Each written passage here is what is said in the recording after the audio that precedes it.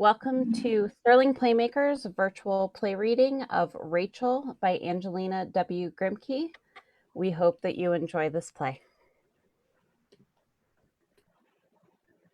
Rachel, Act 1. The scene is a room scrupulously neat and clean and plainly furnished. The walls are painted green, the woodwork white. In the rear, at the left, an open doorway leads into a hall. It's bare. Green wall and white baseboard are all that can be seen of it. It leads into the other rooms of the flat. In the center of the rear wall of the room is a window. It is shut. The white sash curtains are pushed to right and left as far as they will go. The green shade is rolled up to the top. Through the window can be seen the red bricks of a house wall and the tops of a couple of trees moving now and then in the wind. Within the window and just below the sill is a shelf upon which are a few potted plants.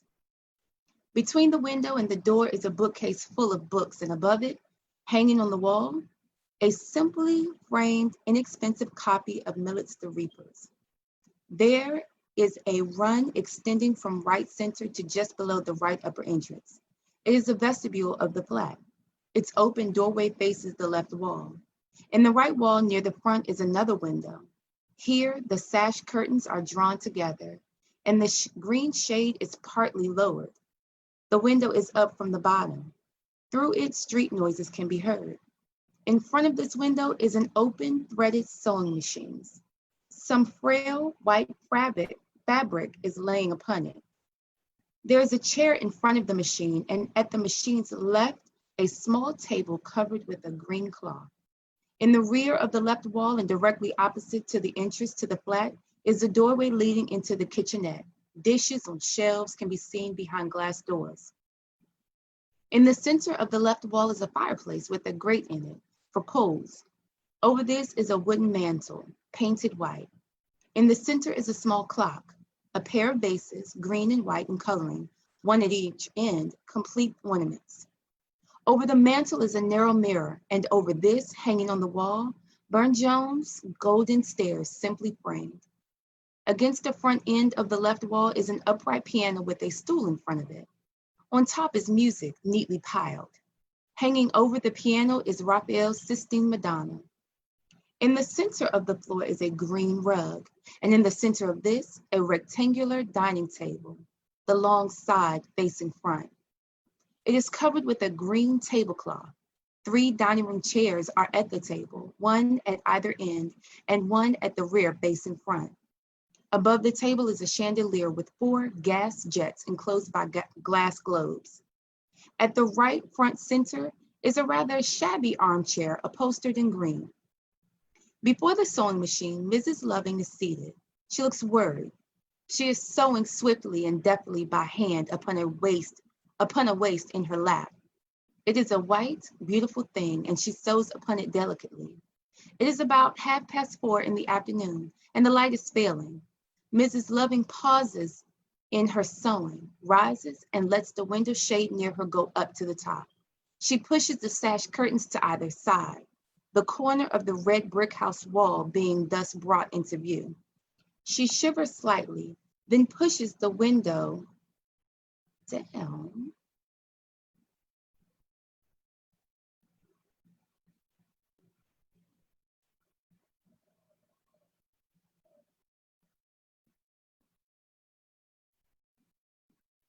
Sorry, I lost my page.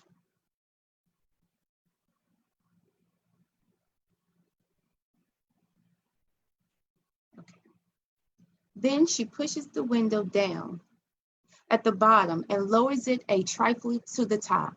The street noises become less distinct. She takes off her thimble, rubs her hands gently, puts the thimble on again, and looks at the clock on the mantle. She then reseats herself with her chair as close to the window as possible and begins to sew. Presently, a key is heard, and the door opens and shuts noisily. Rachel comes in from the vestibule. In her left arm, she carries 4 or 5 books strapped together. Under her right, a roll of music.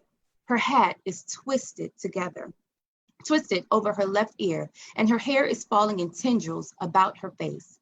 She brings into the room with her the spirit of abounding life, health, joy, Youth. Mrs. Loving pauses, needle in hand, as soon as she hears the turning key and the banging door. There is a smile on her face.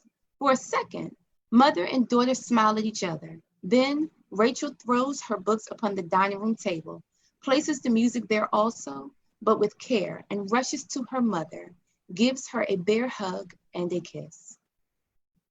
My dear, oh, my dear. Oh, Rachel. Oh, Rachel, watch out. Look out for the needle, the waist. Oh, Rachel. You old fraud. You know you adore being hugged. I have a good mind. Now, Rachel, please. Besides, I know your tricks. You think you can make me forget you are late? What time is it? Jiminy Christmas. Why, it's 5 o'clock.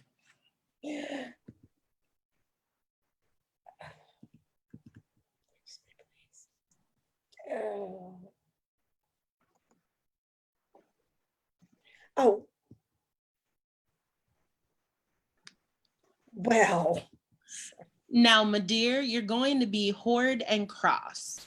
Really, Rachel, that expression is not particularly affecting when your hat is over your ear and you look with your hair over your eyes exactly like someone's pet poodle. I wonder if you are ever going to grow up and be ladylike. Oh, my dear, I hope not. Not for the longest time. Too long years at least. I just want to be silly and irresponsible and have you love and torment and of course Tom too. You'll not make me forget, young lady. Why are you late, Rachel? Well, my dear, I'm your pet poodle and my hat is over my ear and I'm late for the loveliest reason. Don't be silly, Rachel. That may sound silly, but it isn't. And please don't Rachel me so much. It was honestly 1 whole hour when I opened the front door downstairs. I know it was because I heard the postman telling one it was 4 o'clock. Well, I climbed the first flight and was just starting up the second when I heard a little shrill voice said, "Lo."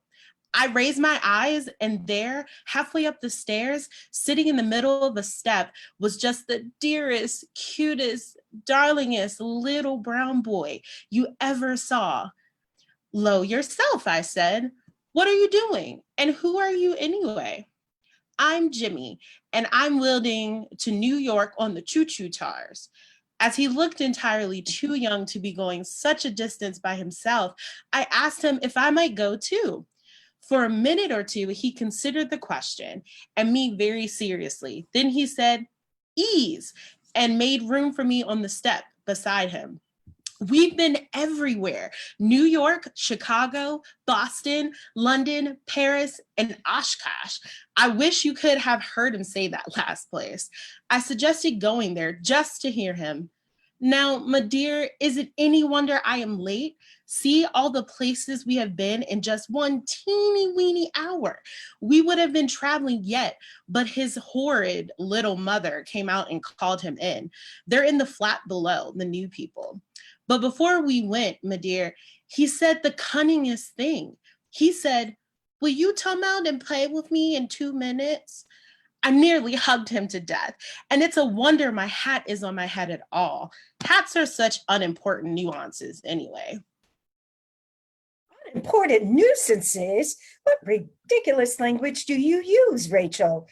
Well, I'm no prophet, but I see very distinctly what is going to happen. This little brown baby will be living here night and day. You're not happy unless some child is trailing along in your rear. Now, my dear, who's a hypocrite? What? I suppose you don't like children?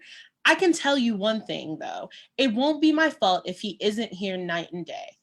Oh, I wish he were all mine, every bit of him. My dear, do you suppose that she-woman he calls mother will let him come up here until it's time to go to bed? I'm going down there this minute.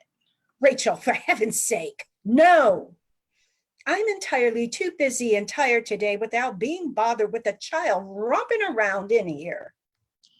Very well then. My dear, Well, is there anything wrong today? I'm just tired, chickabiddy, that's all. Yes. No, I'm not Mrs. Loving. Here she is. Yes. What? Oh, come right up. My dear, it's some man who is coming for Mrs. Strong's waist.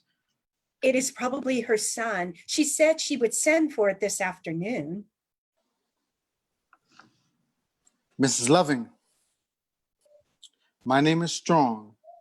My mother asked me to come by and get her waist this afternoon. She hoped it would be finished.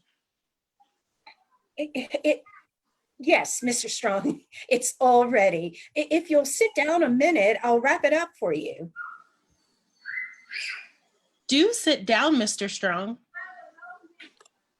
It's a very pleasant day, isn't it, Mr. Strong? Yes, very. It's quite a climb up to our flat, don't you think? Why, no, it didn't strike me so. I'm not old enough yet to mind stairs. Oh, I didn't mean that you're old. Anyone can see that you're quite young. That is, of course, not too young, but there, I don't blame you for laughing. I'm always clumsy just like that. Rachel, bring me the needle and 60 cotton, please. All right, my dear. You see, I can't even get a spool of cotton without spilling things all over the floor. Excuse me. We were talking about the climb to our flat, weren't we? You see, when you're poor, you have to live in a top flat. There is always a compensation, though. We have nice air, better light, a lovely view, and nobody thudding up and down over our heads night and day. The people below have our thudding, and it must be something awful, especially when Tom and I play Ivanhoe and have a tournament up here. We're entirely too old, but we still play. Madeir rather dreads the climb up 3 flights, so Tom and I do all the airings. We don't mind climbing the stairs, particularly when we go up 2 or 3 at a time. It's what Tom still does. I can't, Madeir, stop me. I've got to grow up, it seems. It's rather hard being a girl, isn't it? Oh no, it's not hard at all. That's the trouble. They won't let me be a girl. I love to be. My chatterbox, I see, is entertaining you, Mr. Strong. I'm sorry to have kept you waiting, but I forgot. I found to sew the niching in the neck. Well, I hope everything is satisfactory. If it isn't, I'll be glad to make any changes. Thank you, Mrs. Loving. I'm sure everything is all right.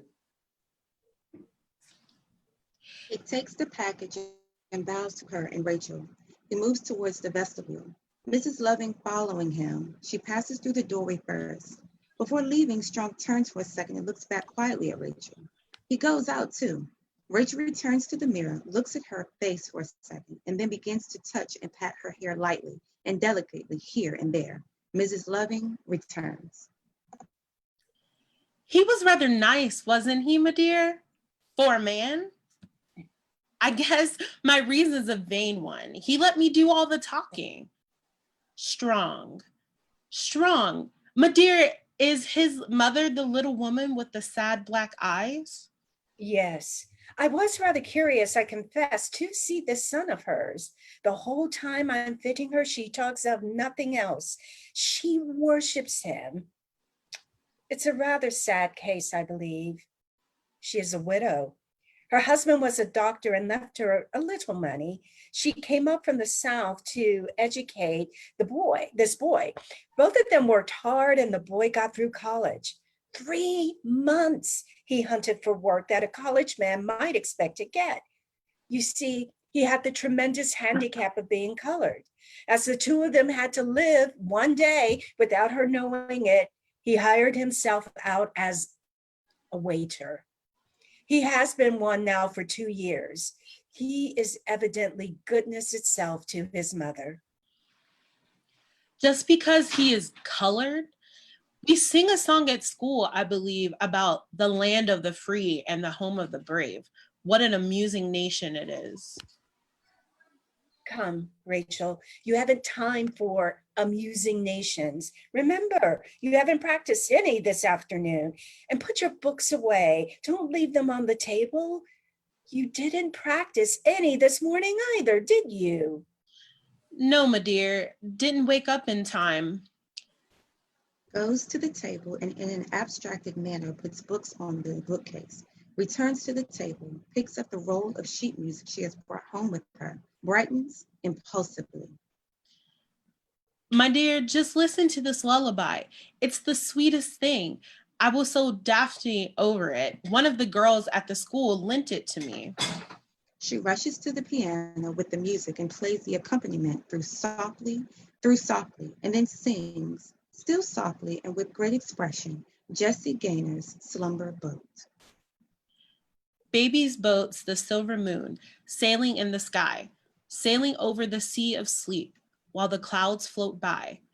Sail, baby, sail, out upon the sea. Only don't forget to sail back again to me.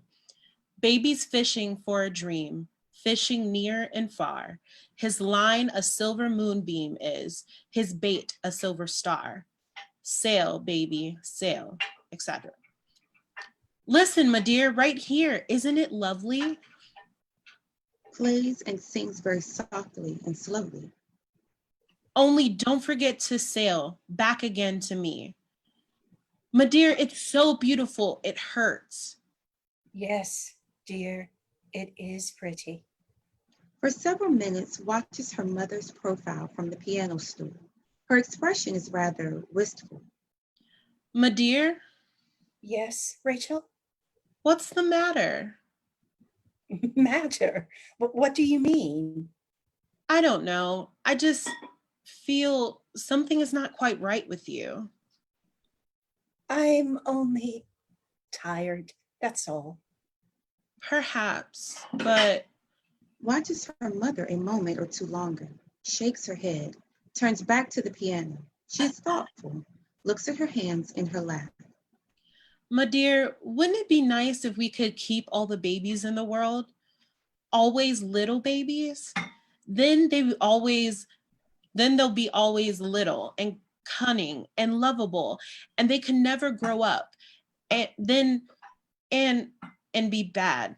I'm so sorry for mothers who lose little babies, grow up and are bad. Startled, controlling herself, looks at Rachel anxiously, perplexedly. Rachel's eyes are still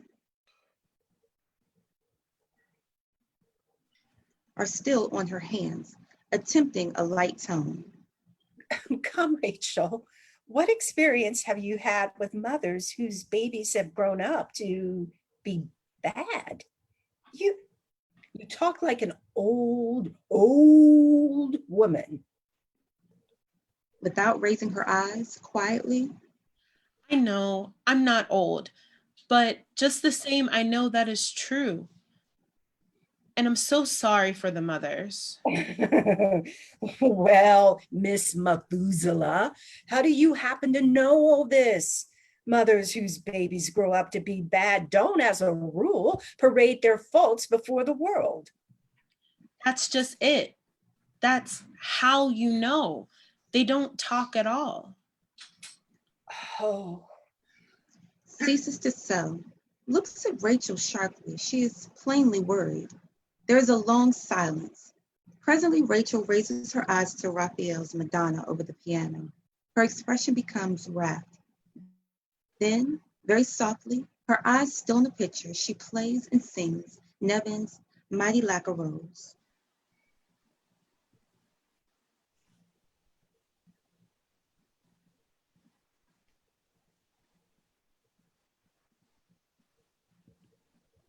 I believe it's Rachel singing. Oh. Sweetest little feller, everybody knows. Don't know what to call him, but he mighty lack a rose. Looking at his mammy, wild eyes so shiny blue, make you think that heaven is coming closer to you. When his dar a sleeping in his little place, think I see the angels looking through delays. When the dark is falling, when the shadows creep, then they come on tiptoes to kiss him in his sleep. Sweetest little feller. With head still raised, after she has finished, she closes her eyes, half to herself, and slowly.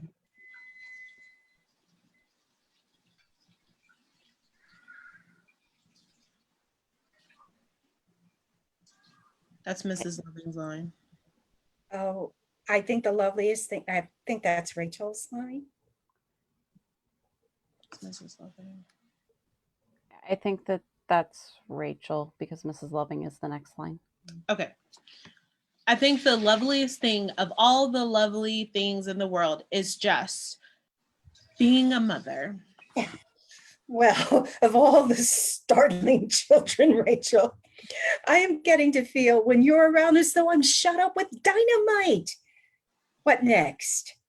Rachel rises, goes slowly to her mother, and kneels beside her. She does not touch her mother. Why so serious, Chickabiddy? It is not kind to laugh at sacred things. When you laughed, it was as though you laughed at God. Rachel! It's true. It was the best in me that said that. It was God. And my dear, if I believed that I should grow up and not be a mother, I'd pray to die now. I thought about it a lot, my dear. And once I dreamed, and the voice said to me, oh, it was so real. Rachel, you are to be a mother to little children. Wasn't that beautiful? Ever since I've known how Mary felt as the Annunciation, and it has explained so much to me. I know now why I just can't resist any child. I have to love it. It calls me. It can't resist any child. It draws me. I want to take care of it, wash it, dress it, live for it. I want the feel of its little warm body against me, its breath on my neck, its hands against my face. My dear, here's something I don't understand. I love the little black and brown babies best of all. There is something about them that clutches my heart.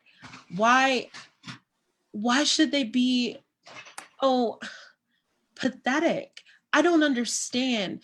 It's dim. More than the other babies, I feel that I must protect them. They're in danger. But from what? I don't know. I tried so hard to understand, but I can't. My dear, I think their white teeth and the clear whites of their big black eyes and their dimples everywhere are, and my dear, because I love them best, I pray God every night to give me, when I grow up, little black and brown babies to protect and guard. Now, my dear, don't you see why you must never laugh at me again? Dear, dear, my dear. Buries her head in her mother's lap and sobs. For a few seconds, sits as though dazed, and then instinctively begins to caress the head in her lap, to herself. And I suppose my experience is every mother's. Sooner or later, all of a sudden, she finds her own child a stranger to her. Poor little girl. Poor little Chickabiddy. Why do you say poor little girl like that? I don't understand. Why, my dear, I never saw tears in your eyes before. Is it because you know the things I don't understand? Oh, it is that. Yes, Rachel. And I cannot save you. My dear, you frighten me. Save me from what? Just life, my little Chickabiddy. Is life so terrible? I had found it mostly beautiful. How can life be terrible when the world is full of little children? Oh, Rachel. Rachel? My dear, what have I said? Why, the truth, of course, Rachel. Life is not terrible when there are little children. And you and Tom and a roof over our heads and work and food and clothes and sleep at night. Rachel, I am not myself today. I'm tired. Forget what I said. Come, chickabiddy, wipe your eyes and smile. That's only an imitation smile, but it's better than none. Jump up now and light the lamp for me, will you? Tom's late, isn't he? Well, I shall want you to go to for the rolls and the pie for supper. Rises rather wearily and goes into the kitchenette. While she is out of the room, Mrs. Loving does not move. She sits, staring in front of her. The room for some time has been growing dark. Mrs. Loving can just be seen when Rachel re-enters with the lamp. She places it on the small table near her mother, adjusts it, so the light falls on her mother's work, and then lowers the window shades at the windows. She still droops. Mrs. Loving, while Rachel is in the room, is industrious. Rachel puts on her hat and coat listlessly. She does not look in the glass. Where is the money, my dear? I'm ready. Before you go, Rachel, just give me a look at the meat. Just give a look at the meat and see if it is cooking all right. Will you, dearie? Goes into the kitchenette and presently returns. It's all right, my dear. While Rachel is out of the room, she takes her pocketbook out of the machine drawer, opens it, takes out money, and gives it to Rachel upon her return. A dozen brown rolls, Rachel. Be sure they're brown. And I guess an apple pie, as you and Tom never seem to get enough apple pie. Get the largest she has. And here is a quarter. Get some candy, any kind you like, chickabiddy. Let's have a party tonight. I feel extravagant. Why, Rachel, why are you crying? Nothing, dear, my dear. I'll be all right when I get in the air. Goodbye. Rushes out of the flat. Mrs. Loving sits idle. Presently, the outer door of the flat opens and shuts with a bang, and Tom appears. Mrs. Loving begins to work as soon as she hears the banging door. "Lo, Ma, where's Sis out? The door is off the latch." Kisses his mother and hangs his hat in the entryway. Rachel just went after the rolls and pie. She'll be back in a few minutes. You're late, Tommy. "No, Ma, you forgot it's payday." With decided shyness and awkwardness, he hands her his wages. "Here, Ma." But Tommy, this is every bit of it. You'll need some. "Not yet. I only wish..." "Say, Ma, I hate to see you work so hard. Someday. Son, I'm as proud as though you had given me $1 million. I may someday. You see. Gee, Ma, I'm hungry. What's for dinner? Smells good. Lamb and dumplings and rice. Gee, I'm glad I'm living. And a pie too? Apple pie, Tommy. Say, Ma, don't wake me up. And shall Mother's own little boy set the table? Thank you, son.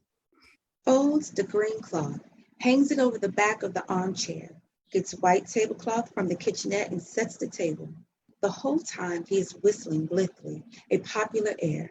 He lights one of the gas jets over the table. "Ma! Yes, son? I made squad today. I'm quarterback. 5 other fellas tried to make it. We'll all have to buy some new hats now." Buy new hats. Why? "Honest, Ma, I had to carry my hat in my hand tonight. Couldn't even get it to perch aloft." Well, I, for one, son, am not going to say anything to make you any more conceited. You don't have to say anything. Why, Ma, ever since I told you, you can almost look down your back. You can almost look down your own back. Your head is so high. What? Mrs. Loving laughs. The outer door of the flat opens and shuts. Rachel's voice is heard. My, that was a dreadful climb, wasn't it? Ma, I got something here for you. Appears in the doorway carrying packages and leading a little boy by the hand. The little fellow is shy but smiling. Hello, Tommy. Here, take these things for me. This is Jimmy. Isn't he a dear? Come, Jimmy. Tom carries the packages into the kitchenette. Rachel leads Jimmy to Mrs. Loving. My dear, this is my brown baby. I'm going to take him right downstairs again. His mother is as sweet as can be, and let me bring him up just to see you. Jimmy, this is my dear. Mrs. Loving turns expectantly to see the child. Standing before her, he raises his face to hers with an engaging smile. Suddenly, without a word or warning, her body stiffens. Her hands grip her sewing convulsively. Her eyes stare. She makes no sound. My dear, what is the matter? Tom, quick! Tom re-enters and goes to them, controlling herself with an effort and breathing hard. Nothing, dears, nothing.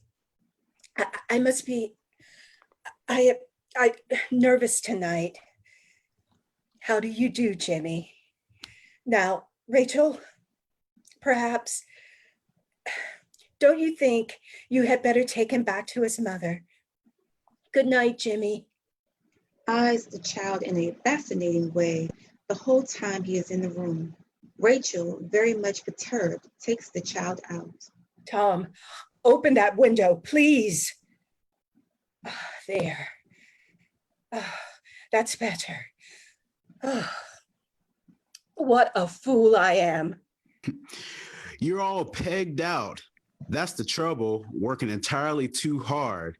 Can't you stop for the night and go to bed right after supper? I'll see, Tommy dear. Now, I must look after the supper. Huh? Well, I guess not. How old do you think Rachel and I are anyway? I see. You think we'll break some of this beautiful heavy land china we bought at the 5 and 10 cent store? To Rachel, who has just re-entered wearing a puzzled and worried expression, she is without hat and coat. Say, Rachel, do you think you're old enough? Old enough for what, Tommy? To dish up the supper for Ma. My dear thinks nothing can go in this little flat unless she does it. Let's show her a thing or two. They bring in dinner. Mrs. Loving, with trembling hands, tries to sew. Tom and Rachel watch her covertly. Presently, she gets up, I'll be back in a minute, children. goes out the door that leads to the other rooms of the flat. Tom and Rachel look at each other. In a low voice, keeping her eyes on the door. Why do you suppose she acted so strangely about Jimmy? Don't know. Nervous, I guess. Worn out. I wish. It may be that, but she hasn't been herself this afternoon. I wonder. Look out, here she comes. Liven her up. Rachel nods. Mrs. Loving re-enters. Both rush to her and lead her to her place at the right end of the table. She smiles and tries to appear cheerful. They sit down, Tom opposite Mrs. Loving and Rachel at the side facing front. Mrs. Loving asks grace. Her voice trembles. She helps the children bountifully, herself sparingly.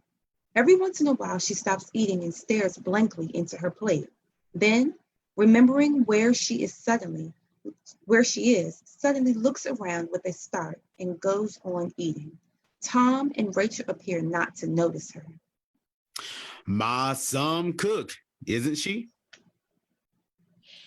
Is she? Delmonico's isn't in it. Say, Rachel, do you remember that Reynolds boy in the fourth year? Yes. You mean the one who is flat-nosed, freckled, and who squints and sneers? The same. I hate him. Rachel, you do use such violent language.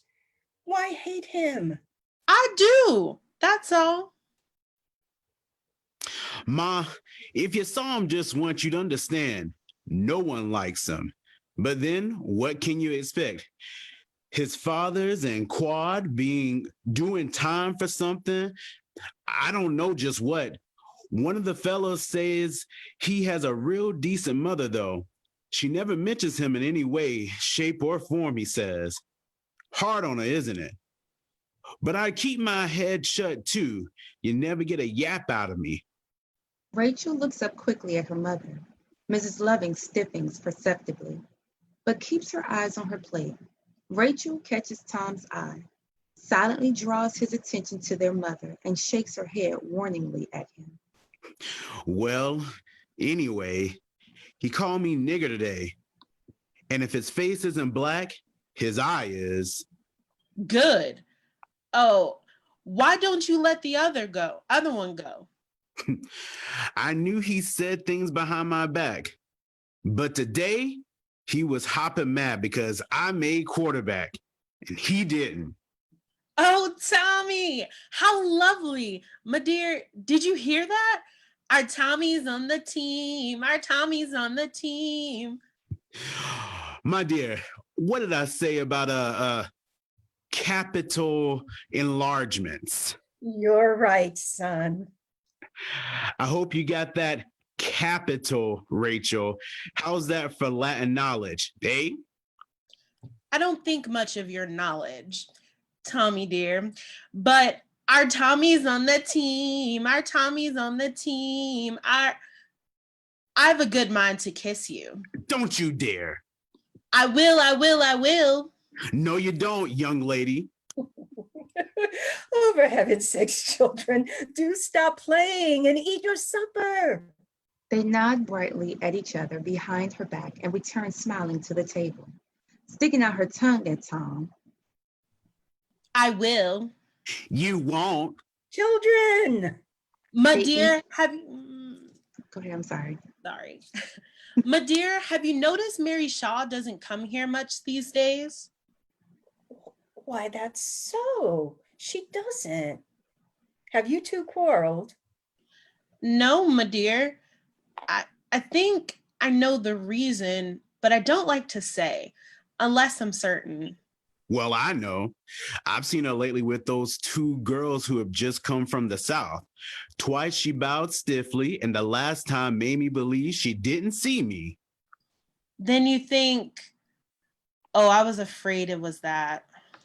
Yes, we're niggers. That's why. Rachel, that's one of the things I can't save you from. I worried considerably about Mary at first. You do take your friendship so seriously. I knew exactly.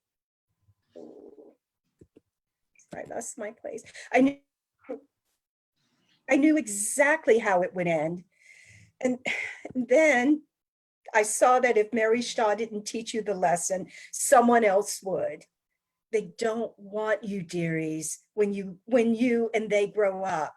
You may have everything in your favor, but they don't dare to like you. I know all that is generally true, but I had hoped that Mary... Well, I guess we can still go on living, even if people don't speak to us. I'll never bow to her again, that's certain. But son, that wouldn't be polite if she bowed to you first. Can't help it.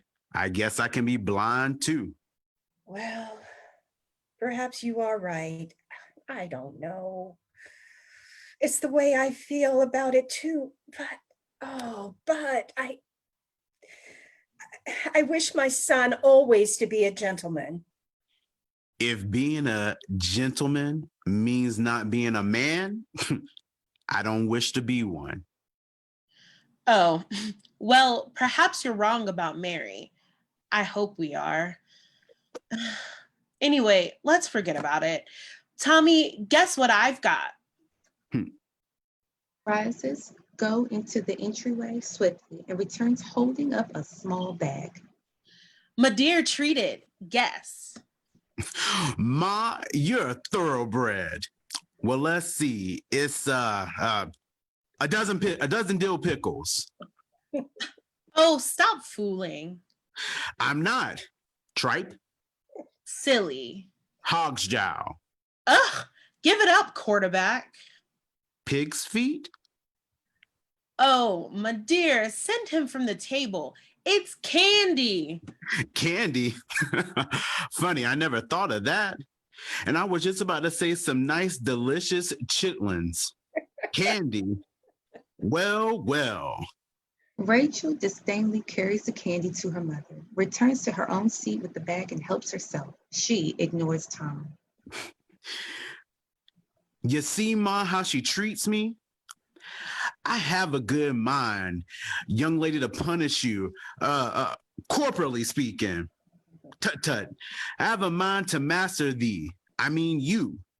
Methinks that if I should advance upon you, apply, perchance, 2 or 3 digits to your glossy locks and extract, aha, say a strand, you would no more defy me. Rachel, give Tom the candy and stop playing. Rachel obeys. They eat in silence. The old depression returns. When the candy is all gone, Rachel pushes her chair back and is just about to rise when Mother, who is very evidently nerving herself for something, stops her. Just a moment, Rachel. Pauses continually, slowly, and very seriously. Tom and Rachel, I have been trying to make up my mind for some time whether a certain thing is my duty or not. Today, I have decided it is. You are old enough now, and I see you ought to be told. Do you know what day this is? Both Tom and Rachel have been watching their mother intently.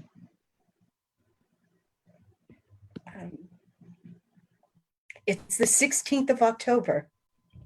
Does that mean anything to either of you? No. No.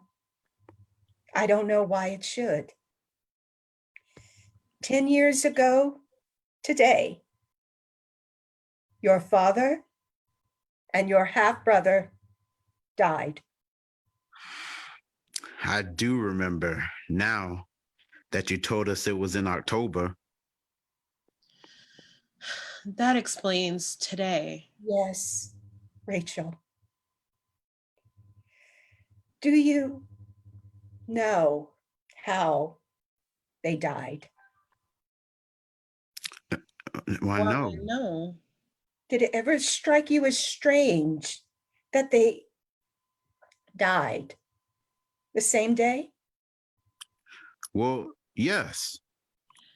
We often wondered, Tom and I, but somehow we never quite dared to ask you. You always refused to talk about them, you know, my dear? Did you think that perhaps the reason I wouldn't talk about them was because I was ashamed of them? Well, my dear, we did wonder. And you thought, well, yes. Oh, come on now, Rachel. You know we haven't bothered about it at all. Why should we? We've been happy. But when you have thought, you've been ashamed, have you? Now, Ma, aren't you making a lot out of nothing? No. You evade, both of you. You have been ashamed, and I never dreamed until today you could take it this way. How blind, how most criminally blind I have been. Oh, my dear, don't. Tom and Rachel watched their mother anxiously and uncomfortably.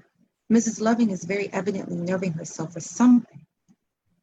Tom and Rachel, Ma, My dear.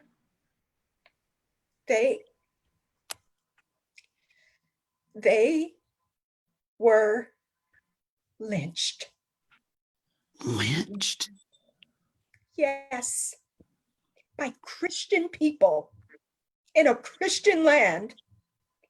We found out afterwards that they were all church members in good standing, the best people. Your father was a man among men. He was a fanatic. He was a saint.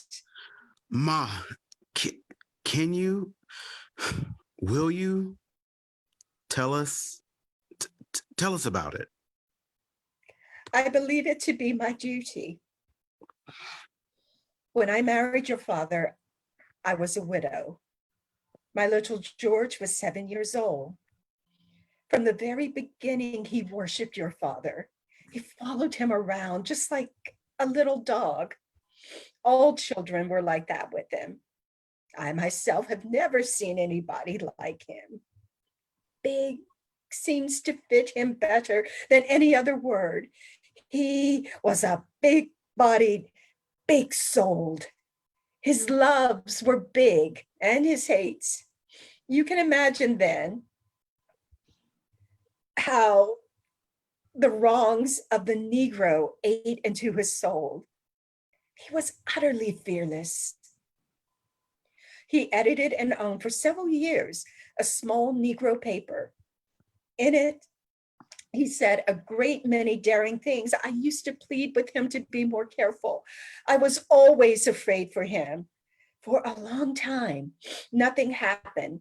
He was too important to the community. And then one night, 10 years ago, a mob made up of the respectable people in the town lynched an innocent Black man. And what was worse, they knew him to be innocent. A white man was guilty. I never saw your father so wrought up over anything.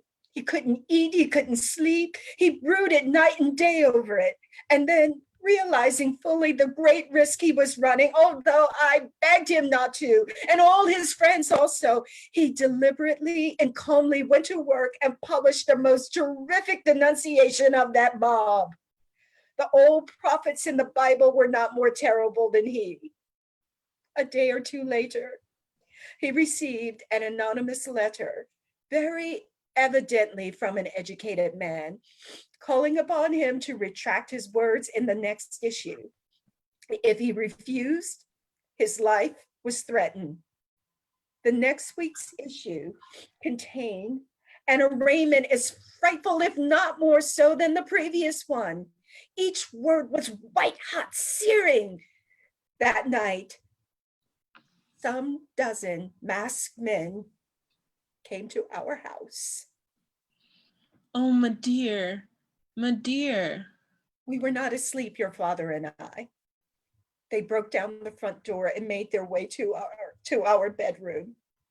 Your father kissed me and took up his revolver. It was always loaded. They broke down the door. I tried to shut my eyes. I could not. 4 masked men fell. They did not move anymore after a little. Your father was finally overpowered and dragged out. In the hall, my little 17-year-old George tried to rescue him. Your father begged him not to interfere. He paid no attention. It ended in their dragging them both out. My little George was a man. He never made an outcry. His last words to me were, "Ma, I am glad to go with father." I could only nod to him. While they were dragging him down the steps, I crept into the room where you were. You were both asleep. Rachel, I remember you smiling. I knelt down by you and covered my ears with my hands and waited. I could not pray. I couldn't for a long time afterwards. It was very still when I finally uncovered my ears. The only sounds were the faint rustle of the leaves and the tap-tapping of the twig of a tree against the window.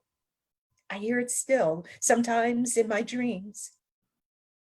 It was the tree where they were.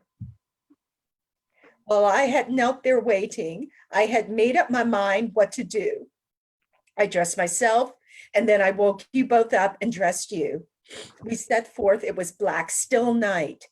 Alternately dragging you along and carrying you, I walked 5 miles to the house of some friends. They took us in, and we remained there until I had seen my dead laid comfortably at rest. They lent me money to come north. I couldn't bring you up in the South. Always remember this. There never lived anywhere or at any time any two whiter or more beautiful souls. God gave me one for a husband and one for a son, and I am proud. You must be proud too. A long silence. Mrs. Loving bows her head in her hands. Tom controls himself with an effort. Rachel creeps softly to her mother, kneels beside her, and lifts the hem of her dress to her lips. She does not dare touch her. She adores her with her eyes. Tom, it's time now for you to go to work. Rachel and I will finish up here. Still laboring under great emotion, goes out into the entryway and comes back and stands in the doorway with his cap. He twirls it around and around nervously. I want you to know, Ma, before I go, how proud I am. Why I didn't believe two people could be like that and live. And then to find out that one was your own father and one your own brother. It's wonderful. I'm not much yet, Ma, but I've just got to be something now. When I think of those devils with white skins living somewhere today and living and happy, I see red. Goodbye. I was afraid of just that. I wonder if I did the wise thing after all. With a gesture infinitely tender, puts her arms around her mother. Yes, my dear, you did. And hereafter, Tom and I share alike with you. To think, my dear, of 10 years of this, all alone. It's wicked. Rachel, about that dear little boy, Jimmy. Now, my dear, tell me tomorrow. You stood enough for one day. No, it's better over and done with all at once. If I had seen that dear child suddenly any other day than this, I might have borne it better. When he lifted his little face to me and smiled, for a moment I thought it was the end of all things. Rachel, he is the image of my boy, my George. My dear. And Rachel, it will hurt to see him again. I understand, my dear. My dear, I'm beginning to understand so much. 10 years ago, all things being equal, Jimmy might have been George. Isn't that so? Why, yes, if I understand you. I guess that doesn't sound very clear. It's only getting clear to me little by little. Do you mind my thinking out loud to you? No, chickaditty. If Jimmy went south now and grew up, he might be a George? Yes. Then the South is full of tens, hundreds, thousands of little boys who one day may be, and some of them will certainly, Georges? Yes, Rachel.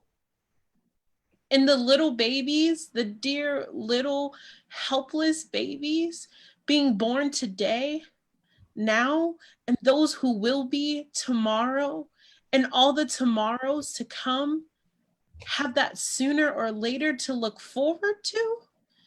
They will laugh and play and sing and be happy and grow up, perhaps, and be ambitious just for that.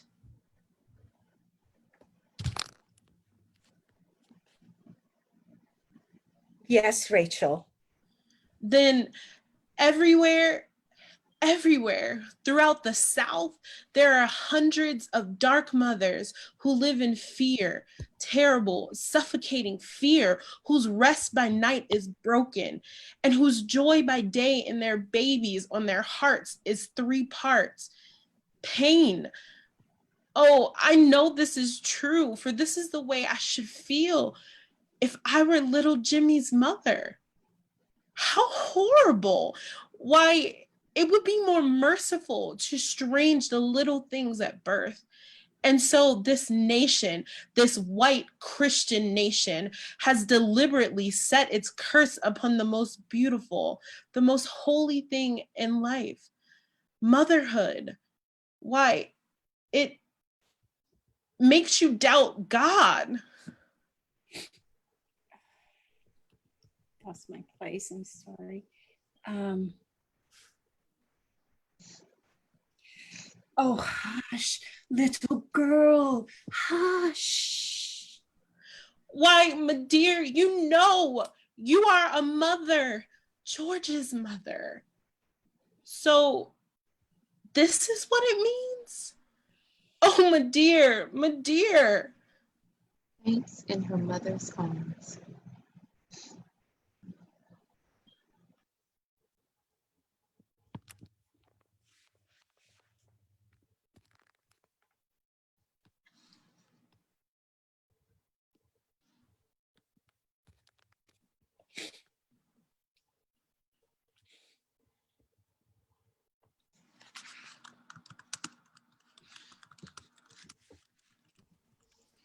Brittany, are you still with us?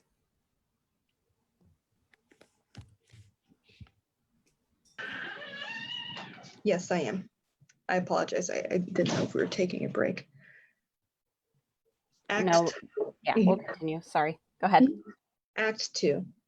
Time, October 16th, 4 years later, 7 o'clock in the morning. Scene, the same room.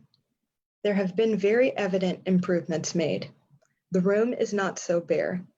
It is cozier.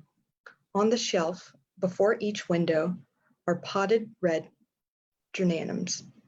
At the windows are green denim drapery curtains covered fresh white dotted Swiss inner curtains.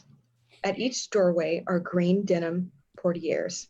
On the wall between the kitchenette and the entrance to the outer rooms of the flat, a new picture is hanging.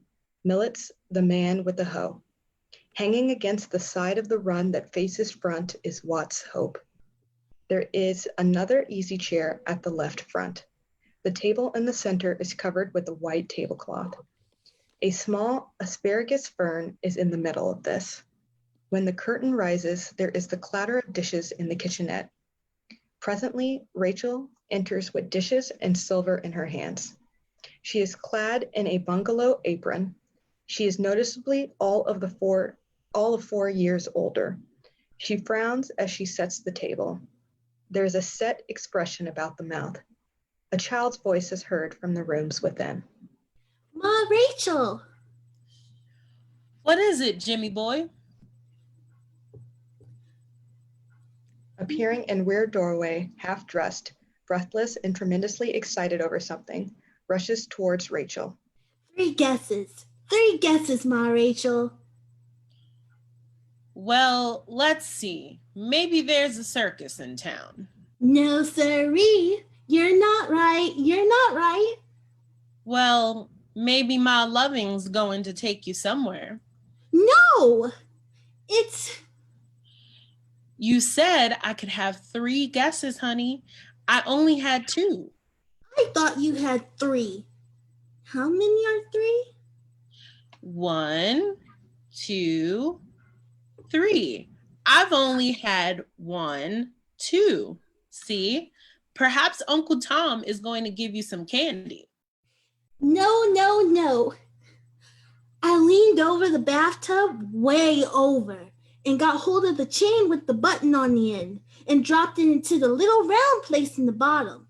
And then I runned lots and lots of water in the tub and climbed over and fell in, splash, just like a big stone. It took a bath all by myself alone. All by yourself, honey? You ran the water too? Boy, not runned it. What I want to know is, where was my loving all this time? I stole in, creepy creep, and looked at Ma Loving, and she was awful fast asleep. Ma Rachel, I'm an awful big boy now, aren't I? I'm almost a man, aren't I? Oh boy, I'm getting tired of correcting you. I am almost a man, am I not? Jimmy boy, what will Ma Rachel do if you grow up? Why, I won't have a little boy anymore. Honey, you mustn't grow up. Do you hear? You mustn't. Oh, yes, I must. And you'll have me just the same, Ma Rachel. I'm going to be a policeman and make lots and lots of money for you and Ma Loving and Uncle Tom, and I'm going to buy you some trains and fire engines and little cunning ponies and some rabbits and some great enormous banks full of money, lots of it. And then we are going to live in a great big castle and eat lots of ice cream all the time and drink lots and lots of nice pink lemonade. What a generous Jimmy boy. Before I give you morning kiss, I will see how clean my boy is. Jimmy, you're sweet and clean enough to eat. Now the hands. Oh, Jimmy, look at those nails. Oh, Jimmy. Honey, get my file off my bureau and go to Ma Loving. She must be awake by this time. Why, honey, what's the matter with your feet? I don't know. I thought they looked kind of queer myself.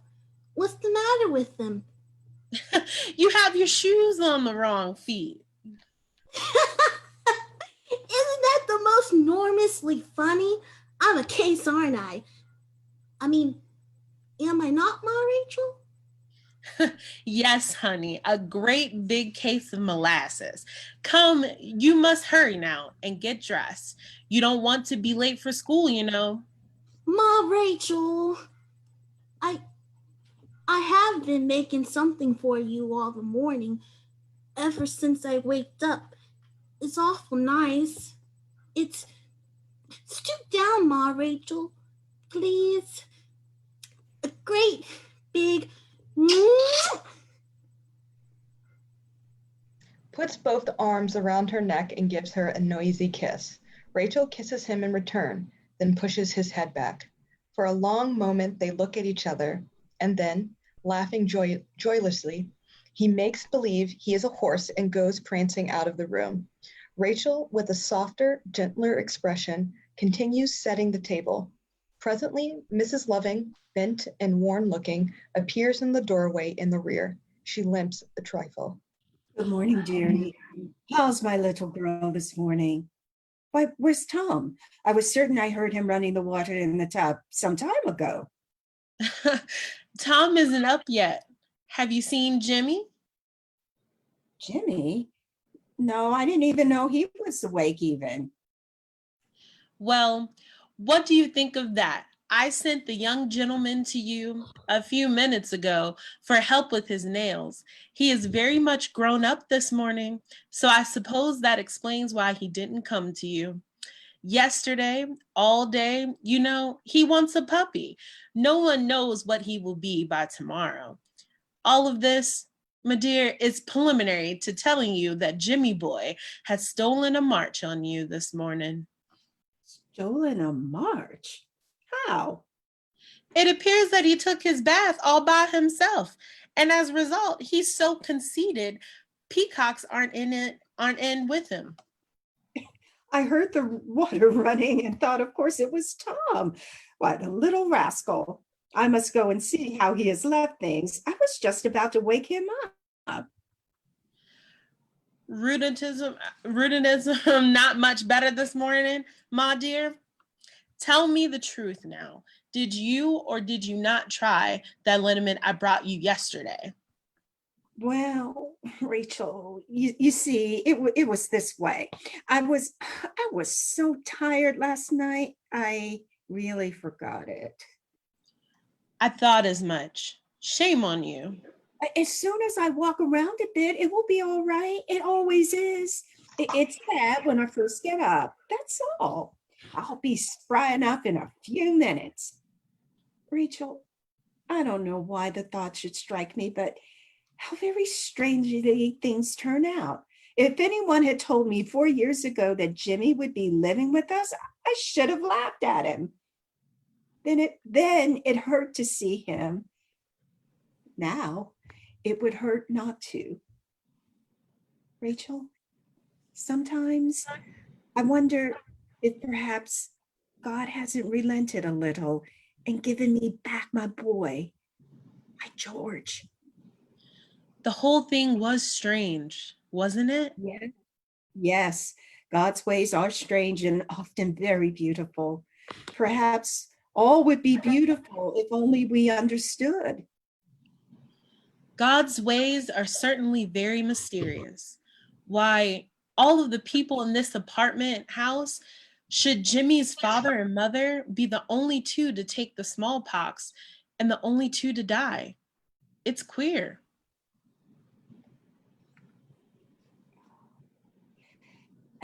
Oh.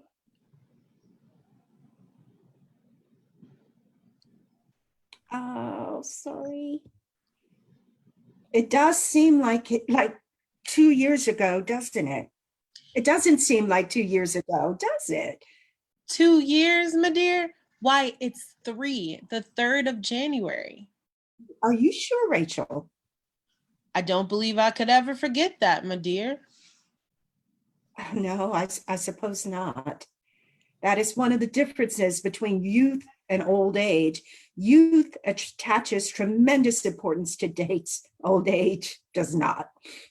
My dear, don't talk like that. You're not old. Oh, yes, I am, dearie.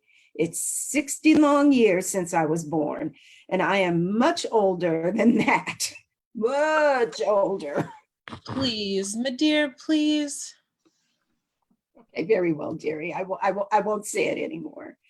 By the way, how does Tom strike you these days? The same old bantering, cheerful Tom. Why? I know he's all that, dearie, but isn't it possible for him to be really cheerful? When you are little, we mothers can kiss away all the trouble.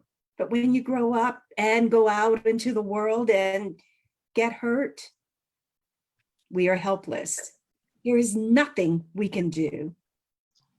Don't worry about Tom, my dear. He's game. He doesn't show the white feather. Well, did you see him when he came in last night? Yes. Had he had any luck? No. My dear, we may as well face it. It's hopeless, I'm afraid. I'm afraid you're right. Well, I'll go and see how Jimmy has left things and wake up Tom if he isn't awake yet. It's the waking up in the mornings that's hard. Goes limping out rear door. Rachel frowns as she continues going back and forth between the kitchenette and the table. Presently, Tom appears in the door at the rear. He watches Rachel several moments before he speaks or enters. Rachel looks grim enough, entering and smiling. Good morning, Mary Sunshine. Have you perhaps been taking a prolonged draught of that very delightful beverage, vinegar?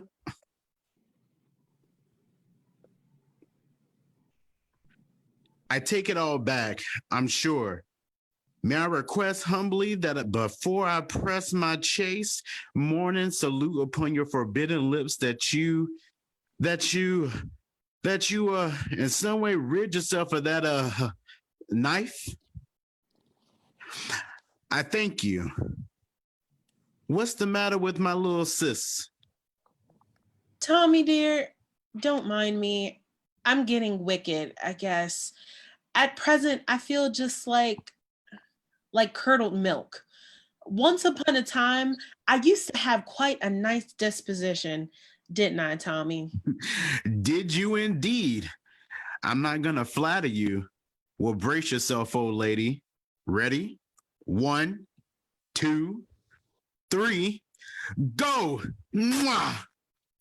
You're a pretty decent little sister. Sis, that's what T. Lovin thinks about it, and he knows a thing or two. Has the paper come yet? I haven't looked. It must have, though, by this time. Tom, hands in his pockets, goes into the vestibule. He whistles. The outer door opens and closes, and presently he saunters back, newspaper in hand. He lounges carelessly in the armchair and looks at Rachel.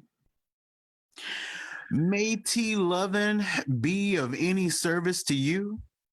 Service? How? May he run, say, any errands, set the table, cook the breakfast, anything? You look like working. It's at least polite to offer. You can't do anything. I don't trust you to do it right. You may sit there and read your paper and try to behave yourself. Thank you, ma'am. Opens the paper but does not read. Jimmy presently enters, riding around the table on a cane. Rachel peeps in from the kitchenette and smiles. Tom puts down his paper. Lo, big fella, what's this? How can I hear? I'm miles and miles away. Good morning. Bless my stars. Who's this?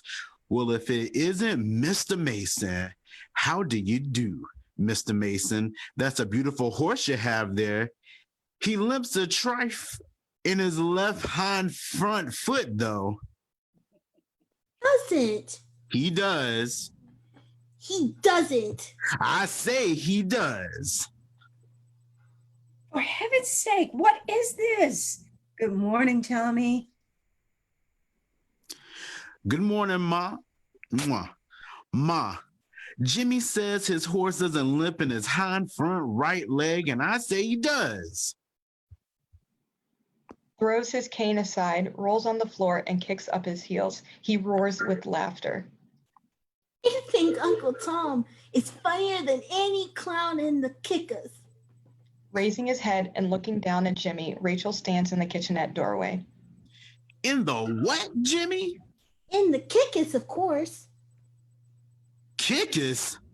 Kickers? Oh, Lordy. Tom and Rachel shriek with laughter. Mrs. Loving looks amused. Jimmy, very much affronted, gets upon his feet again.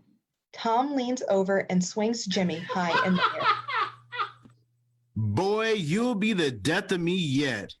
Circus, son. Circus. From on high, soberly and with injured dignity. Well, I think Kickers and Circus are very much alike. Please put me down. We laugh, honey, because we love you so much. Is that so, Uncle Tom? Surest thing in the world. Come, get down, young man. Don't you know you'll wear my arms out? Besides, there is something in my lower vest pocket that's just dying to come to you. Get down, I say. How can I get down? How should I know? Just get down, of course. Very suddenly puts Jimmy down on his feet. Jimmy tries to climb up over him. Sit down, Uncle Tom. Sit down? What for? Pummeling him with his little fist loudly. Why, you said there was something for me in your pocket. So I did. How forgetful I am. Finding a bright, shiny penny, shrieks. Oh! Climbs up and kisses Tom noisily. Jimmy, you embarrass me. My. What is Barris? You make me blush. What's that? Come, children. Rachel, come, children. Rachel has the breakfast on the table. Tom sits in Jimmy's place and Jimmy tries to drag him out. What's the matter now? You're in my place. Well, can't you sit in mine? I want to sit by my ma Rachel. Well, so do I. Tom, stop teasing Jimmy. Honey, don't you let him bother you. Ask him, please, prettily. Please, prettily, Uncle Tom.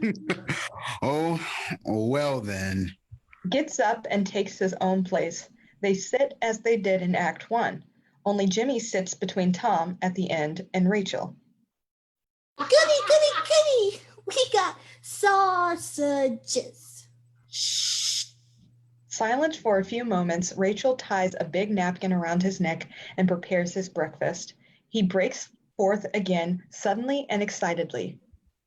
Uncle Tom. Sir? I took a bath this morning all by myself alone in the bathtub, and I ran. No, I run.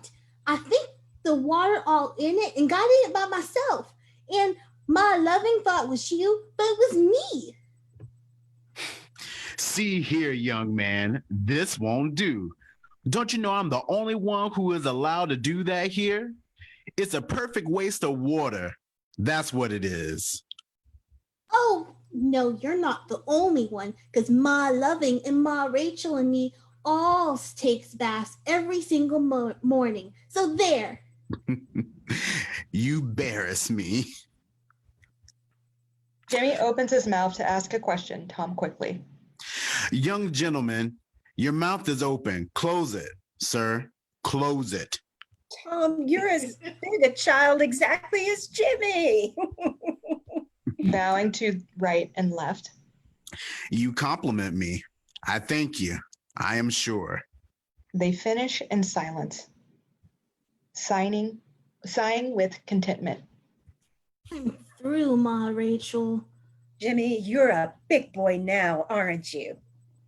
I wonder if you're big enough to wash your own hands this morning.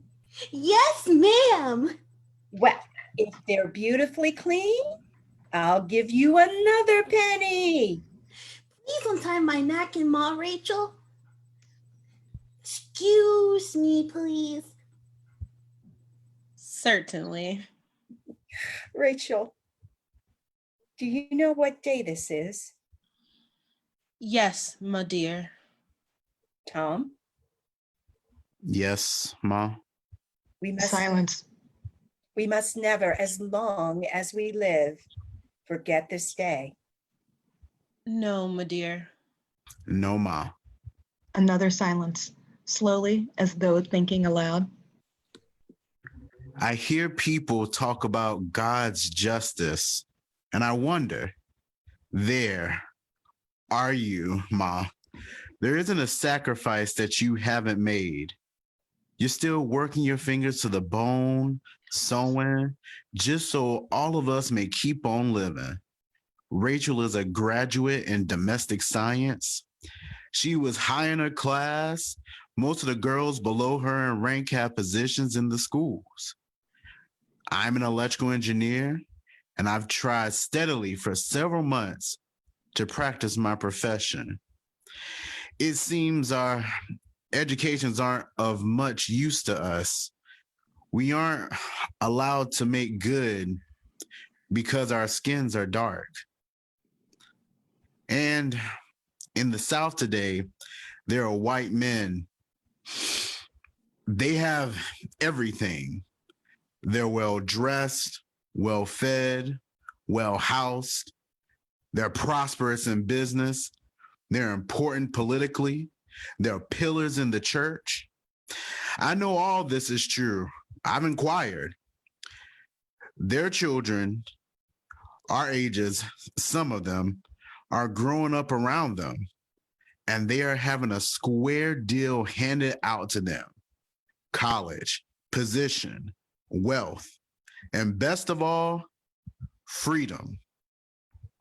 Without gailing restrictions to work out their own salvations. With ability, they may become anything. And all this will be true of their children's children after them. Look at us and look at them. We are destined to failure. They to success. Their children shall grow up in a hope, ours in despair. Our hands are clean. Their hands are red with blood. Red with the blood of a noble man and a boy. They're nothing but low, cowardly, bestial murderers. The scum of the earth shall succeed. God's justice, I suppose. Tom, promise me one thing. What is it, Ma? That you'll try not to lose faith in God. I've been where you are now, and it's black. Tom, we don't understand God's ways. My son, I know now he is beautiful, Tom. Won't you try to believe again? I'll try, Ma. Each one, I suppose, has to work out his own salvation. Rachel, if you'll get Jimmy ready, I'll take him to school. I've got to go downtown shopping for a customer this morning. Rachel rises and goes out the rear doorway. Mrs. Loving, limping very slightly now, follows. She turns and looks back yearningly at Tom, who has seated himself again and is staring unseeingly at his plate. She goes out. Tom sits without moving until he hears Mrs. Loving's voice within and Rachel's faintly. Then he gets the paper, sits in the armchair, and pretends to read. From within. What did you say, Rachel? You're sure that will be enough? Oh, you've measured it. Anything else? What? Oh, all right. I'll be back by 1 o'clock anyway. Goodbye.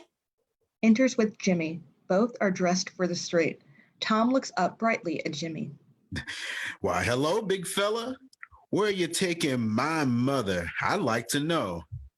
This is a pretty kettle of fish. Aren't you funny, Uncle Tom?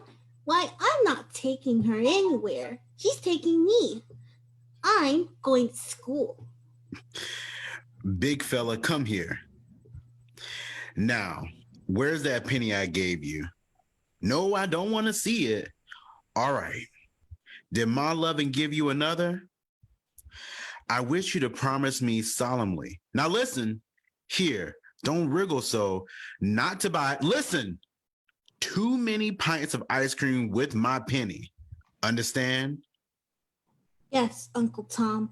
Cross my tummy, I promise. Well, then you may go. I guess that will be all for the present.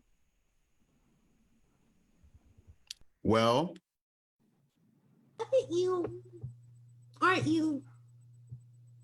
you forgetting something? Bless my stars, what now? If you could kind of lean over this way.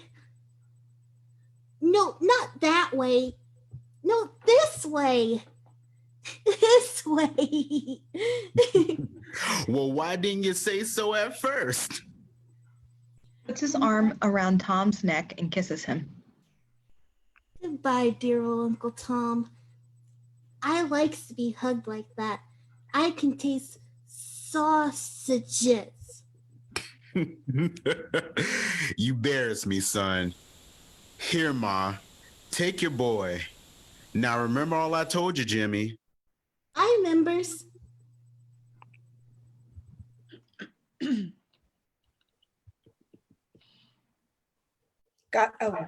God bless you, Tom. Good luck. God bless you, Uncle Tom. Good luck. Much affected, but with restraint, rising. Thank you. Goodbye. Mrs. Loving and Jimmy go out through the vestibule. Tom lights a cigarette and tries to read the paper. He soon sinks into a brown study. Presently, Rachel hears humming. Tom relights his cigarette, and Rachel proceeds to clear the table. In the midst of this, the bell rings 3 distinct times. John, I wonder what's up. It's rather early for him. I'll go. Rises leisurely and goes out into the vestibule. The outer door opens and shuts. Men's voices are heard. Tom and John Strong enter. During the ensuing conversation, Rachel finishes clearing the table, takes the fern off, puts on the green tablecloth, places a dolly carefully in the center, and replaces the fern. She apparently pays no attention to the conversation between her brother and Strong. After she is finished, she goes to the kitchenette. The rattle of dishes can be heard now and then. Well, well, stranger, how does it happen you're out so early in the morning?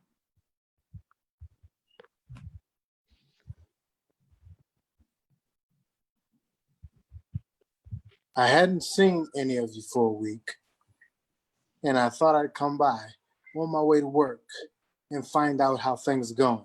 There is no need of asking how you are, Rachel, and the mother and the boy. My dear's rheumatism still holds on. Jimmy's fine. I'm sorry to hear that your mother is not well. There isn't a remedy going that my mother doesn't know about. I'll get her advice and let you know. Well, Tom, how goes it? There's plenty of go, but no get there. There is a pause. I was hoping for better news. If I remember rightly, not so many years ago, you tried and failed. Then a colored man had hardly a ghost of a show. Now he hasn't even the ghost of a ghost. Rachel has finished and goes into the kitchenette. That's true enough. What are you going to do? I'll do this little going act of mine the rest of the week. And then I'll do anything I can get to do. If necessary, I suppose I can be a white wing. Tom, I came 6 years ago. I found I was up against a stone wall. Your experience, you see, to the letter. I couldn't let my mother starve, so I became a waiter. I studied waiting. I made a science of it, an art. In a comparatively short time, I'm a head waiter and I'm up against another stone wall. I've reached my limit. I'm 32 now, and I'll die a head waiter. College friends, so-called, and acquaintances used to come into the restaurant. 1 or 2 at first attempted to commensurate with me. They didn't do it again. I waited upon them. I did my best. Many of them tipped me. I can remember my first tip still. They come in yet, many of them are already powers, not only in this city, but in the country. Some of them make personal requests that I wait upon them. I am an artist now. In my proper sphere, they tip me well, extremely well. The larger the tip, the more pleased they are with me. Because of me, in their own eyes, they're philanthropists. Amusing, isn't it? I can stand their attitude now. My philosophy, learned hard, is to make the best of everything you can and go on. At best, life isn't so very long. You're wondering why I'm telling you all this? I wish you to see things exactly as they are. There are many disadvantages and some advantages in being a waiter. My mother can live comfortably. I am able even to see that she gets some of the luxuries. Tom, it's this way. I can always get you a job as a waiter. I'll teach you the art if you care to begin the end of the week, all right? And remember this, as long as I keep my job, this offer holds good. I thank you. I guess it's safe enough to say you'll see me at the end of the week. John, hear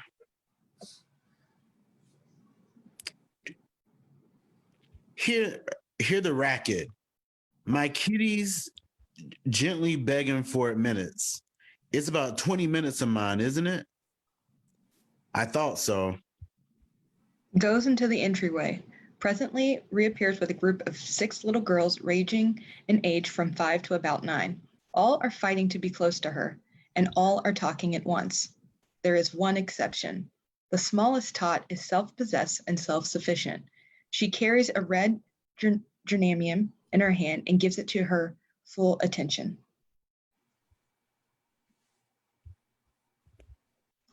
It's my turn to get morning kiss first. This morning, Miss Rachel. You kissed Louise first yesterday. You said you kiss us alphabetically. You promised. Now me. You children will pull me limb from limb, and then I'll be all dead, and you'll be sorry. See, if you aren't. Edith, come here this minute and let me tie your hair ribbon again. Nancy, I'm ashamed of you. I saw you trying to pull it off. Louise, you look as sweet this morning. And Jenny, where did you get the pretty dress? My mother made it. My mother says I have a very bad cold.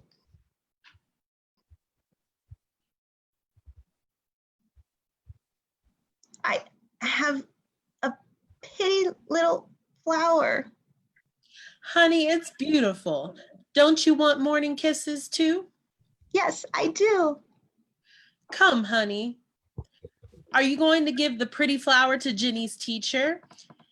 Is it for mother? Is it for, let's see, daddy? I give up. To whom are you going to give the pretty flower, honey? Ooh.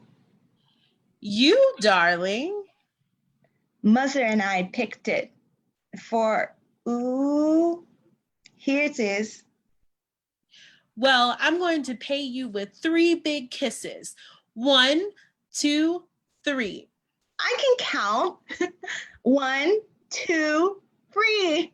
Tain't I? I'm going to school soon, and I wants to put the flower in your hair. All right, baby. Miss Rachel, the little flower loves you. It told me so. It said it wanted to line your hair. It is going to tell you a pretty little secret.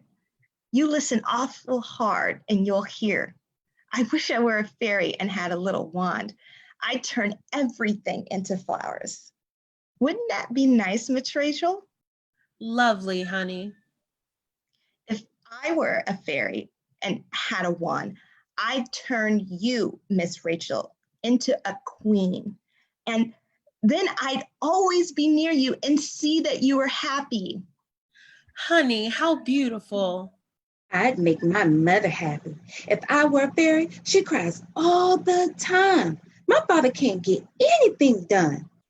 If I were a fairy, I'd turn a boy in my school into a spider. I hate him. Honey, why? I'll tell you sometimes. I hate him. Where's Jimmy, Miss Rachel? He went long ago.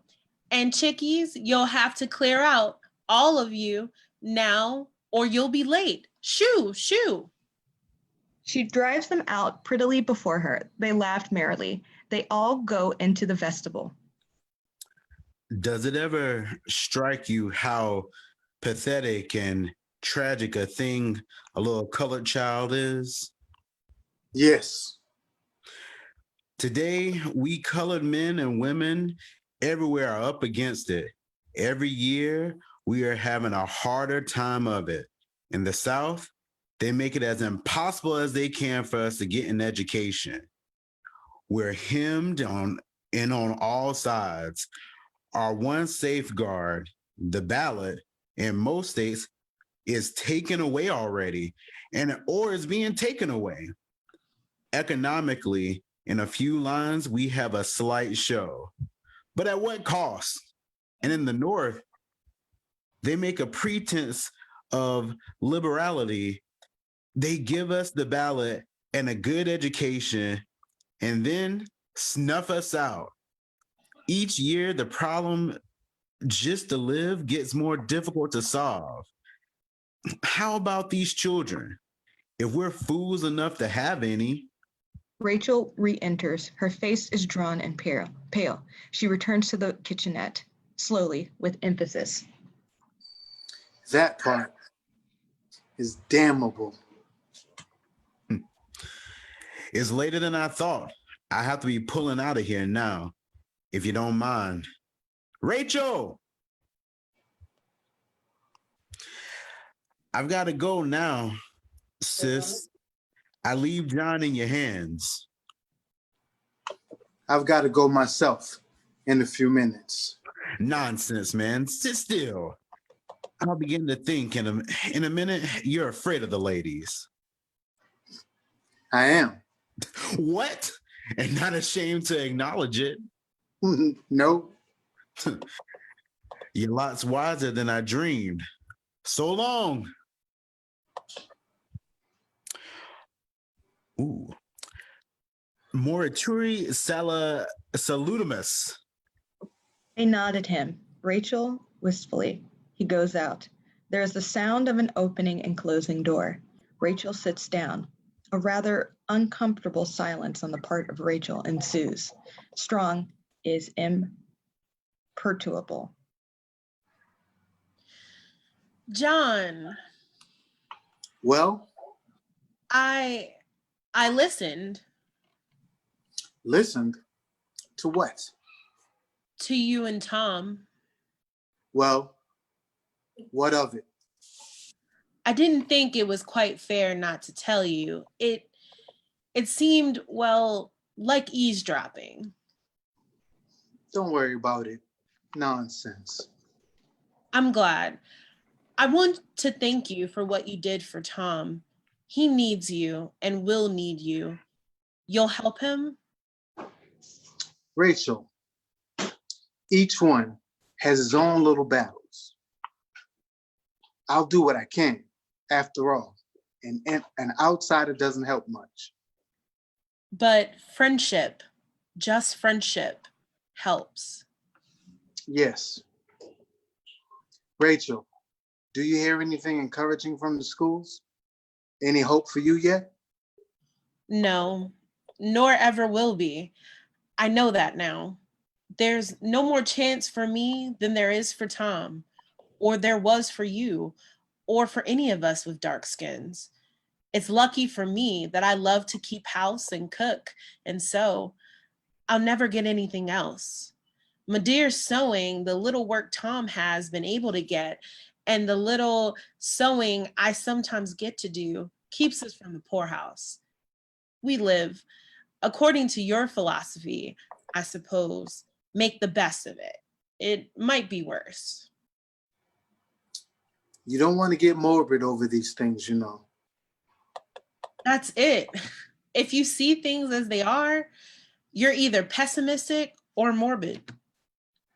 In the long run, do you believe that attitude of mine will be beneficial to you? I'm 10 years older than you. I tried your way. I know mine is the only sane one. Goes over to her slowly, deliberately puts his hand on her hair and tips her head back. He looks down into her face quietly without saying anything. Why, John, don't. He pays no attention, but continues to look down into her face, half to himself.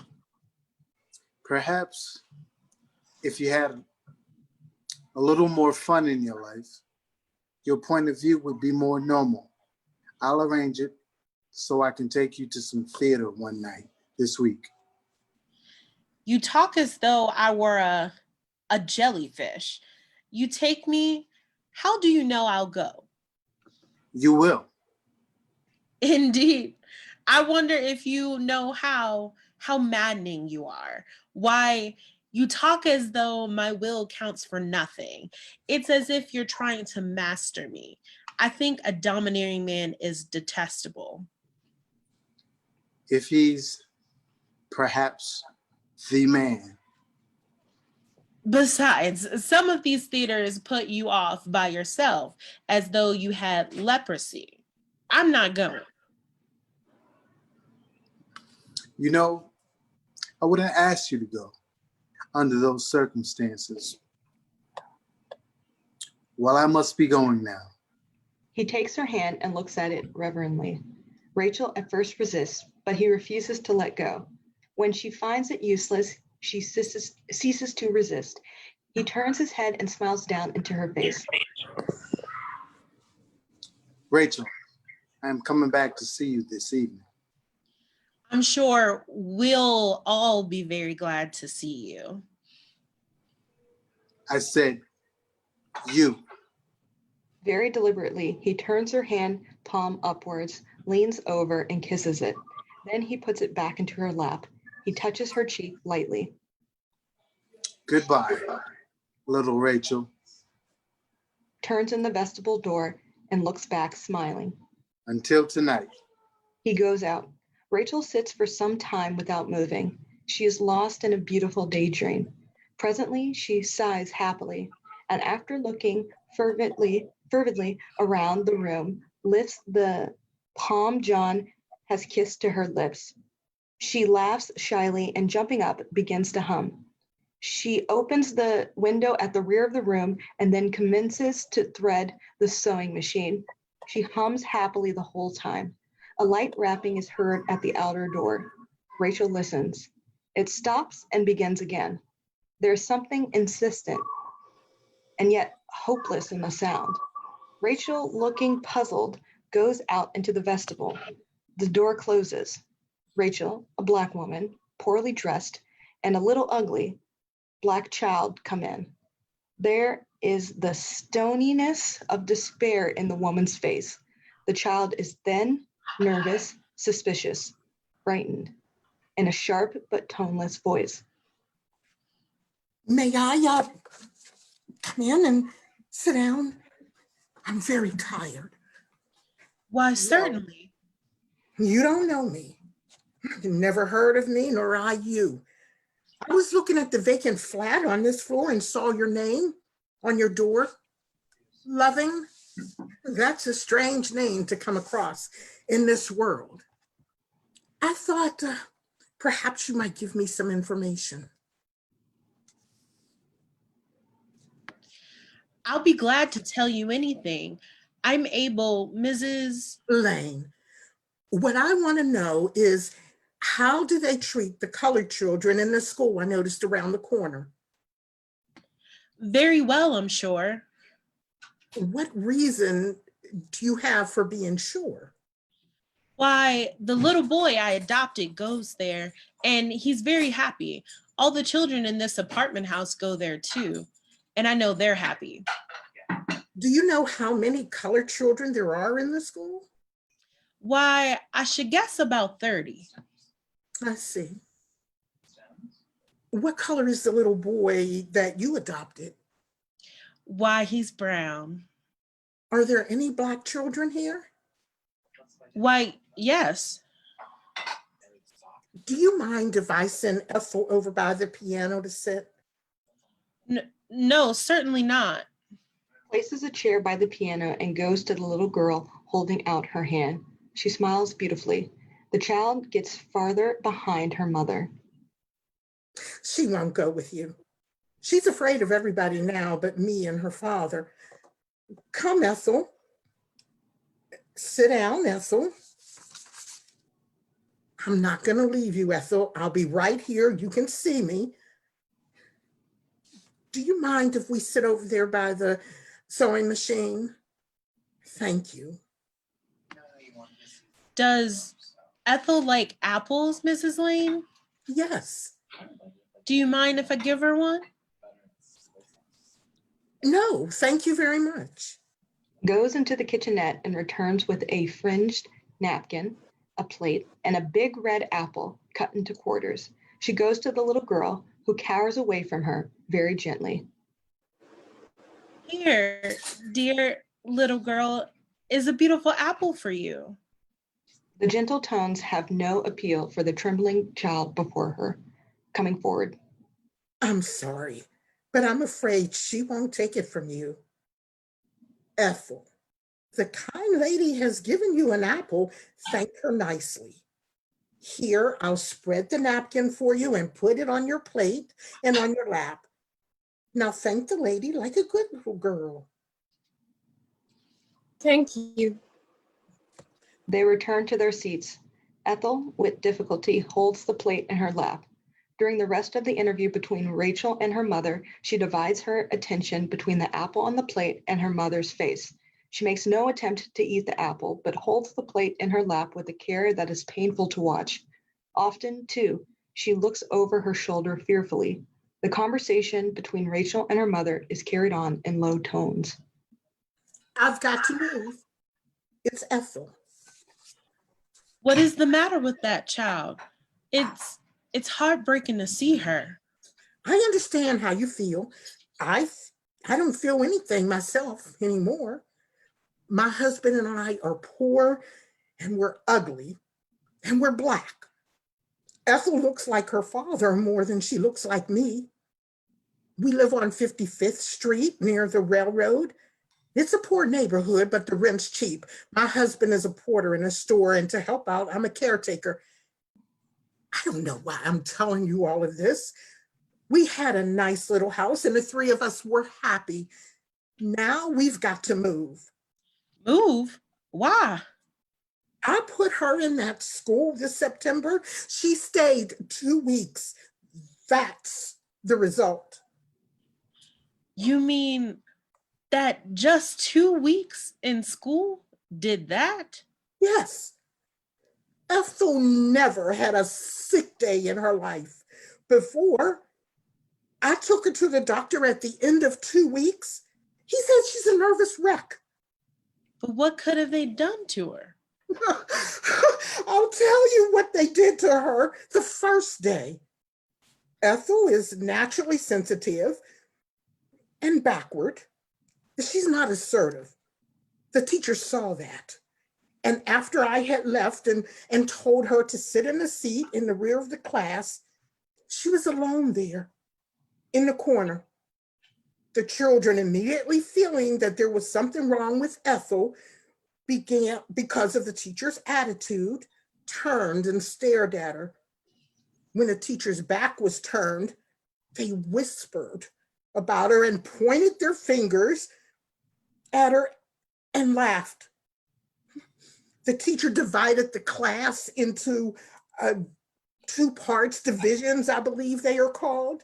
She forgot all about Ethel, of course, until the very last minute, and then looking back sharply, that little girl must join this division, meaning the group of pupils standing around her. Ethel naturally moved slowly. The teacher called her sulky and told her to lose a part of her recess. When Ethel came up, the children drew away from her in every direction.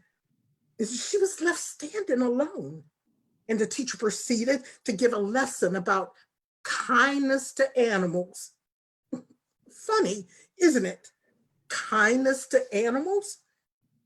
The children forgot Ethel in the excitement of talking about their pets.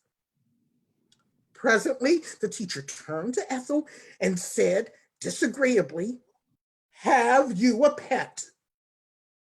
Ethel said yes, very low. "Come, speak up, you sulky child. What is it?" Ethel said, "A blind puppy." They all laughed, the teacher and all. Strange, isn't it? But Ethel loves that puppy. She spoke up, "It's mean to laugh at a little blind puppy. I'm glad he's blind." That remark brought forth more laughter. Why are you glad? The teacher asked. Ethel refused to say. When I asked her why, do you know what she told me? If he saw me, he might not love me anymore. Did I tell you that Ethel was only 7 years old? Oh, I didn't believe anyone could be as cruel as that to a little child. It's very unpleasant, isn't it? When the teacher found out that Ethel wouldn't answer, she said severely, "Take your seat." At recess, all the children went out and Ethel could hear them playing and laughing and shirking. Even the teacher went too.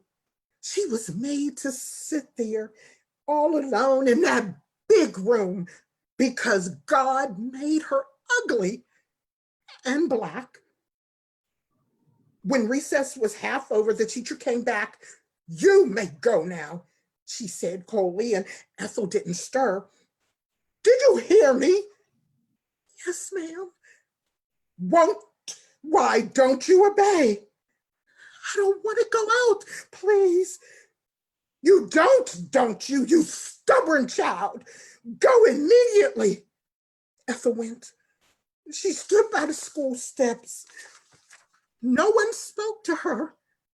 The children near her moved away in all directions, and they stopped playing, many of them, and began to watch her. They stared as only children can stare, and some began to whisper about her. Presently, one child came up and ran his hand roughly over Ethel's face. She looked at her hand and looked at Ethel's face and ran screaming back to the others and said, "It won't come off, look."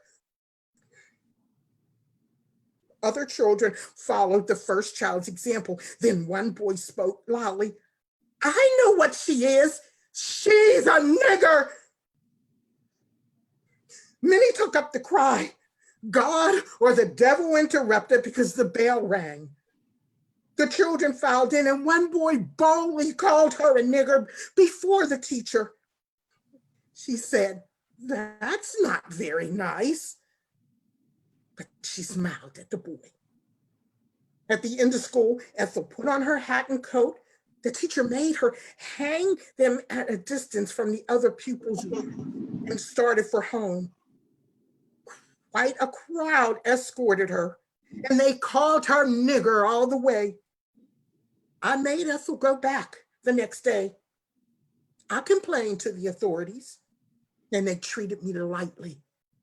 I was determined not to let them force my child out of school. But at the end of 2 weeks, I had to take her out.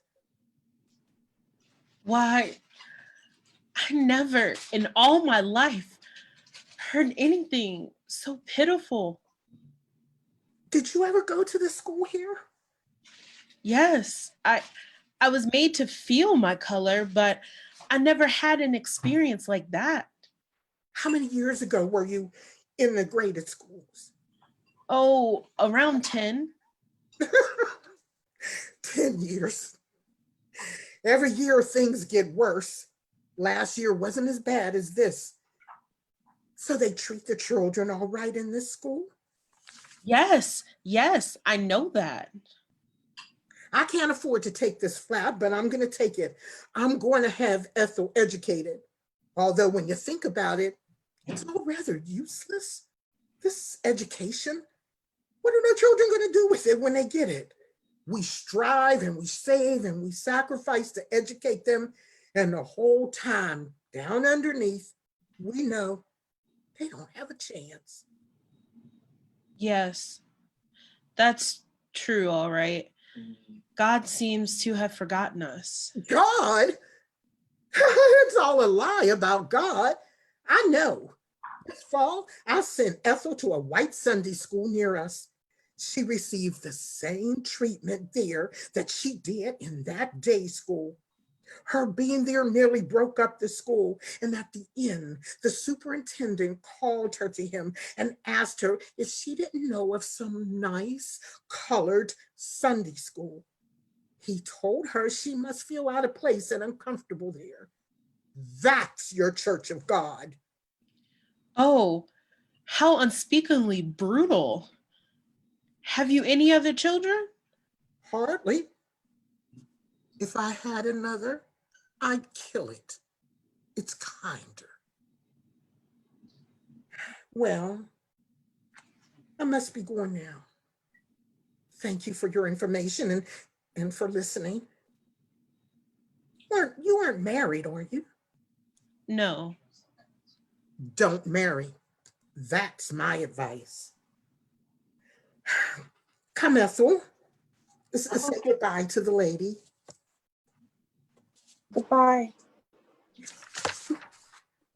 Dear little girl, won't you let me kiss you goodbye? I love little girls. Oh, no child ever did that to me before. Perhaps when we move in here the first of the month, things may be better. Thank you again and good morning. You don't belie your name. All three go into the vestibule. The outside door opens and closes. Rachel, as though dazed and stricken, returns. She sits in a chair, leans forward, and clasping her hands loosely between her knees, stares at the chair with the apple on it where Ethel Lane has sat. She does not move for some time. Then she gets up and goes to the window in the rear center and sits there. She breaks in the air deeply and then goes to the sewing machine and begins to sew on something she is making. Presently, her feet slow down on the pedals. She stops and begins brooding again. After a short pause, she gets up and begins to pace up and down slowly, mechanically, her head bent forward. The sharp ringing of the electric bell breaks in upon this. Rachel starts and goes slowly into the vestibule. She is heard speaking dully through the tube. Yes. All right. Bring it up.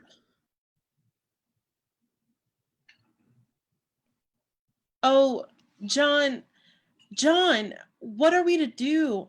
I'm afraid. Everywhere. It is the same thing. My mother, my little brother, little black crushed Ethel. Oh God, you who I've taught to believe are so good, so beautiful. How could you permit these things? Dear little rosebuds, you make me think of sleeping, curled up, happy babies. Dear beautiful little rosebuds, when I look at you, I believe God is beautiful. He who can make a little exquisite thing like this, and this can't be cruel. Oh, he can't mean me to give up love and the hope of little children. My Jimmy, it must be 12 o'clock. I didn't dream it was so late. Oh, the world can't be so bad. I don't believe it. I won't. I must forget that little girl. My little Jimmy is happy. And today, John sent me beautiful rosebuds. Oh, they are the lovely things yet. Goes into the vestibule. A child's eager cry is heard, and Rachel, carrying Jimmy in her arms, comes in. He has both arms about her neck and is hugging her. With him in her arms, she sits down in the armchair at the right front. Well, honey, how was school today? All right, Ma Rachel. Oh, look at the pretty flowers. Like, Ma Rachel, you forgot to put them in water. They'll die. Well, so they will. Hop down this minute and I'll put them in right away. There, honey, that's better, isn't it? Aren't they lovely? Yes, that's lots better. Now they won't die, will they? Rosebuds are just like little chillin', aren't they, Ma Rachel? If you are good to them, they'll grow up into lovely roses, won't they? And if you hurt them, they'll die. Ma, Rachel, do you think all peoples are kind to little rosebuds? Why, of course. Who could hurt little children? Who would have the heart to do such a thing? If you hurt them, it would be lots kinder, wouldn't it, to kill them all at once and not a little bit in a little bit? Why, honey boy, why are you talking like this? Ma, Rachel, what is a nigger? Rachel recoils as though she has been struck. Honey boy, why do you ask that? Some big boys called me that when I came out of school just now. They said, "Look at that little nigger." And they laughed. One of them ran after me and threw stones, and they all kept calling me nigger, nigger, nigger. One stone struck me hard in the back and it hurt awful bad, but I didn't cry, Ma Rachel. I wouldn't let them make me cry. The stone hurts me there, Ma Rachel, but what they called me hurts. It hurts here. What is a nigger, Ma Rachel? Why, honey boy, those boys didn't mean anything. Silly little honey boy, they're rough, that's all. How could they mean anything? You're only saying that, Ma Rachel, so I won't be hurt. I know. It wouldn't ache here like it does if they didn't mean something. Where's Mary, honey? She's in her flat. She came in just after I did. Well, honey, I'm going to give you 2 big cookies and 2 to take to Mary, and you may stay in there and play with her till I get your lunch ready. Won't that be jolly? Why, you never give me but 1 at a time. You'll give me 2? 1, 2? Shoot, now I'm little honey boy. See how many laughs you can make for me before I come after you? Here, have a good time now. Jimmy starts for the door quickly, but he begins to slow down. His face gets long and serious again. Rachel watches him, jumping at him. Shoo, shoo, get out of here quickly, little chicken. First, it's little black Ethel, and then it's Jimmy. Tomorrow, it will be some other little child. The blight sooner or later strikes all. My little Jimmy, only 7 years old, poisoned. And once I said, centuries ago, it must have been. How can life be so terrible when there are little children in the world? Terrible, terrible. That's the reason it is so terrible. And suddenly, someday, from out of the black, the blight shall descend and shall still forever the laughter on those little lips and in those little hearts.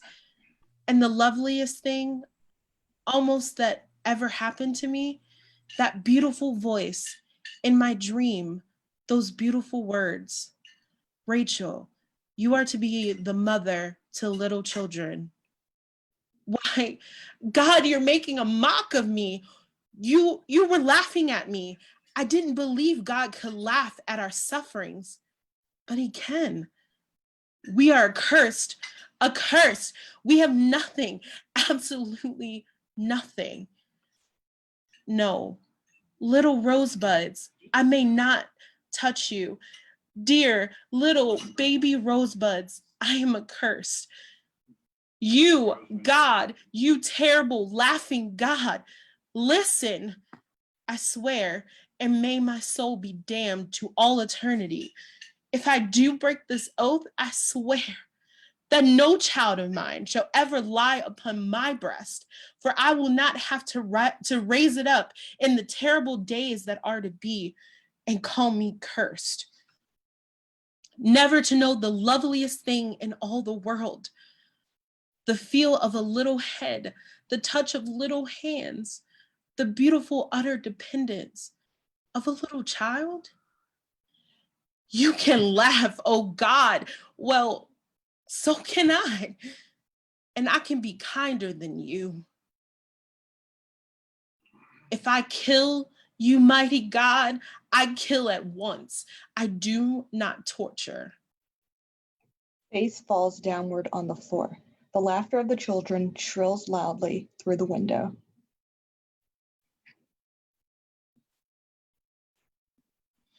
Act 3.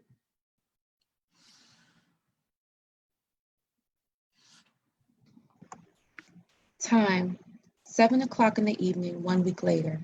Place, the same room. There is a cool fire in the grate. The curtains are drawn. A lighted oil lamp with a dark green porcelain shade is in the center of the table. Mrs. Loving and Tom are sitting by the table. Mrs. Loving sewing, Tom reading. There is a sound of much laughter and the shrill screaming of a child from the bedrooms. Presently, Jimmy, clad in a flannelette sleeping suit, covering all of him but his head and hands, chases a pillow, which has come flying through the doorway at the rear. He struggles with it, finally gets it in his arms and rushes as fast as he can through the doorway again. Rachel jumps at him with a cry. He drops the pillow and shrieks. There is a tussle for possession of it and they disappear. The noise grows louder and merrier. Tom puts down his paper and grins. He looks at his mother. Well, who's the giddy one in the family now? I don't like it. It worries me. Rachel is... Have you found out yet? Shh.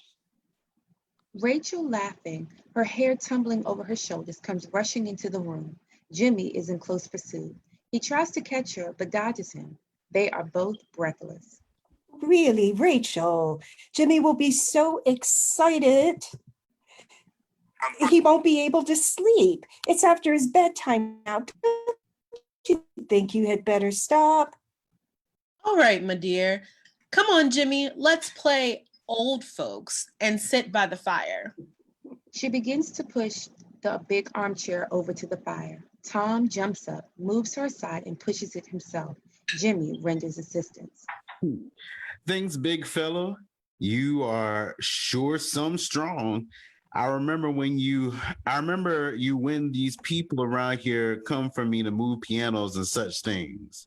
Shake. They shake hands. I am awful strong, am I not? You sure are, Hercules. Hurriedly as Jimmy's mouth and eyes open wide. And see here, don't ask me tonight who that was. I'll tell you the first thing tomorrow morning. You hear? Returns to his chair and paper. Come on, honey boy, and sit in my lap. Thought we were going to play old folks. We are. Do old folks sit in each other's laps? Old folks do anything. Come on. Hesitantly climbs into her lap, but presently snuggles down and sighs audibly from sheer content. Rachel starts to bind up her hair. Ma, Rachel, don't please. I like your hair like that. You're pretty. I like the feel of it. And it smells like a barn. My, how complimentary. I like that. Like a barn, indeed. What's complimentary? Oh, saying nice things about me. That my hair is like a barn, for instance. Well, that is complimentary. It smells like hay, like the hay in the barn you took me to one day last summer. Remember? Yes, honey. Ma, Rachel. Well? Tell me a story, please. It's story time now, isn't it? Well, let's see. Once upon a time, there were two dear little boys, and they were all alone in the world. They lived with a cruel old man and woman who made them work hard, very hard, all day, and beat them when they did not move fast enough, and always, every night, before they went to bed. They slept in an attic on a rickety, narrow bed that went screech, screech whenever they moved. And in summer, they nearly died with the heat up there, and in winter, with the cold. One wintry night, when they were both weeping very bitterly after a particular hard beating, they suddenly heard a pleasant voice saying, "Why are you crying, little boys?" They looked up, and there in the moonlight by their bed was the dearest little old lady. She was dressed all in gray, from the peak of her little pointed hat to her little buckled shoes. She held a black cane much taller than her little self.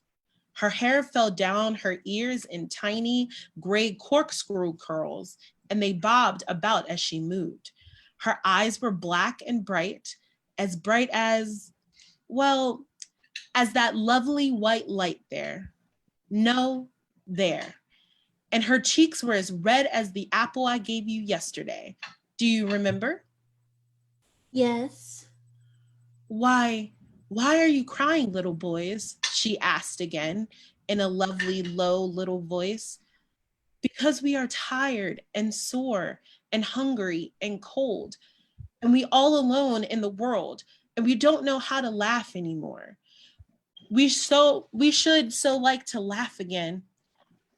Why, that's easy, she said.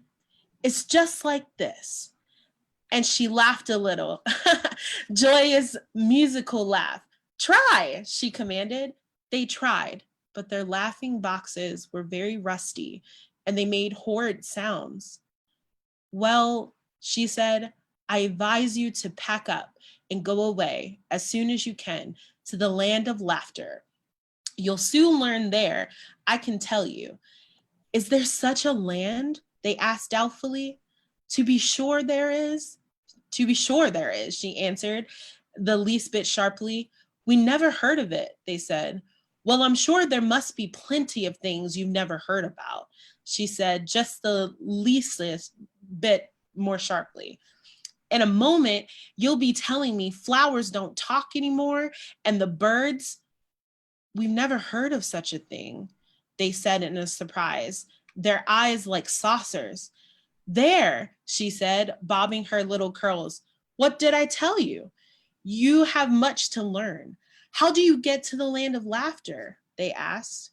You go out of the eastern gate of the town, just as the sun is rising, and you take the highway there and follow it.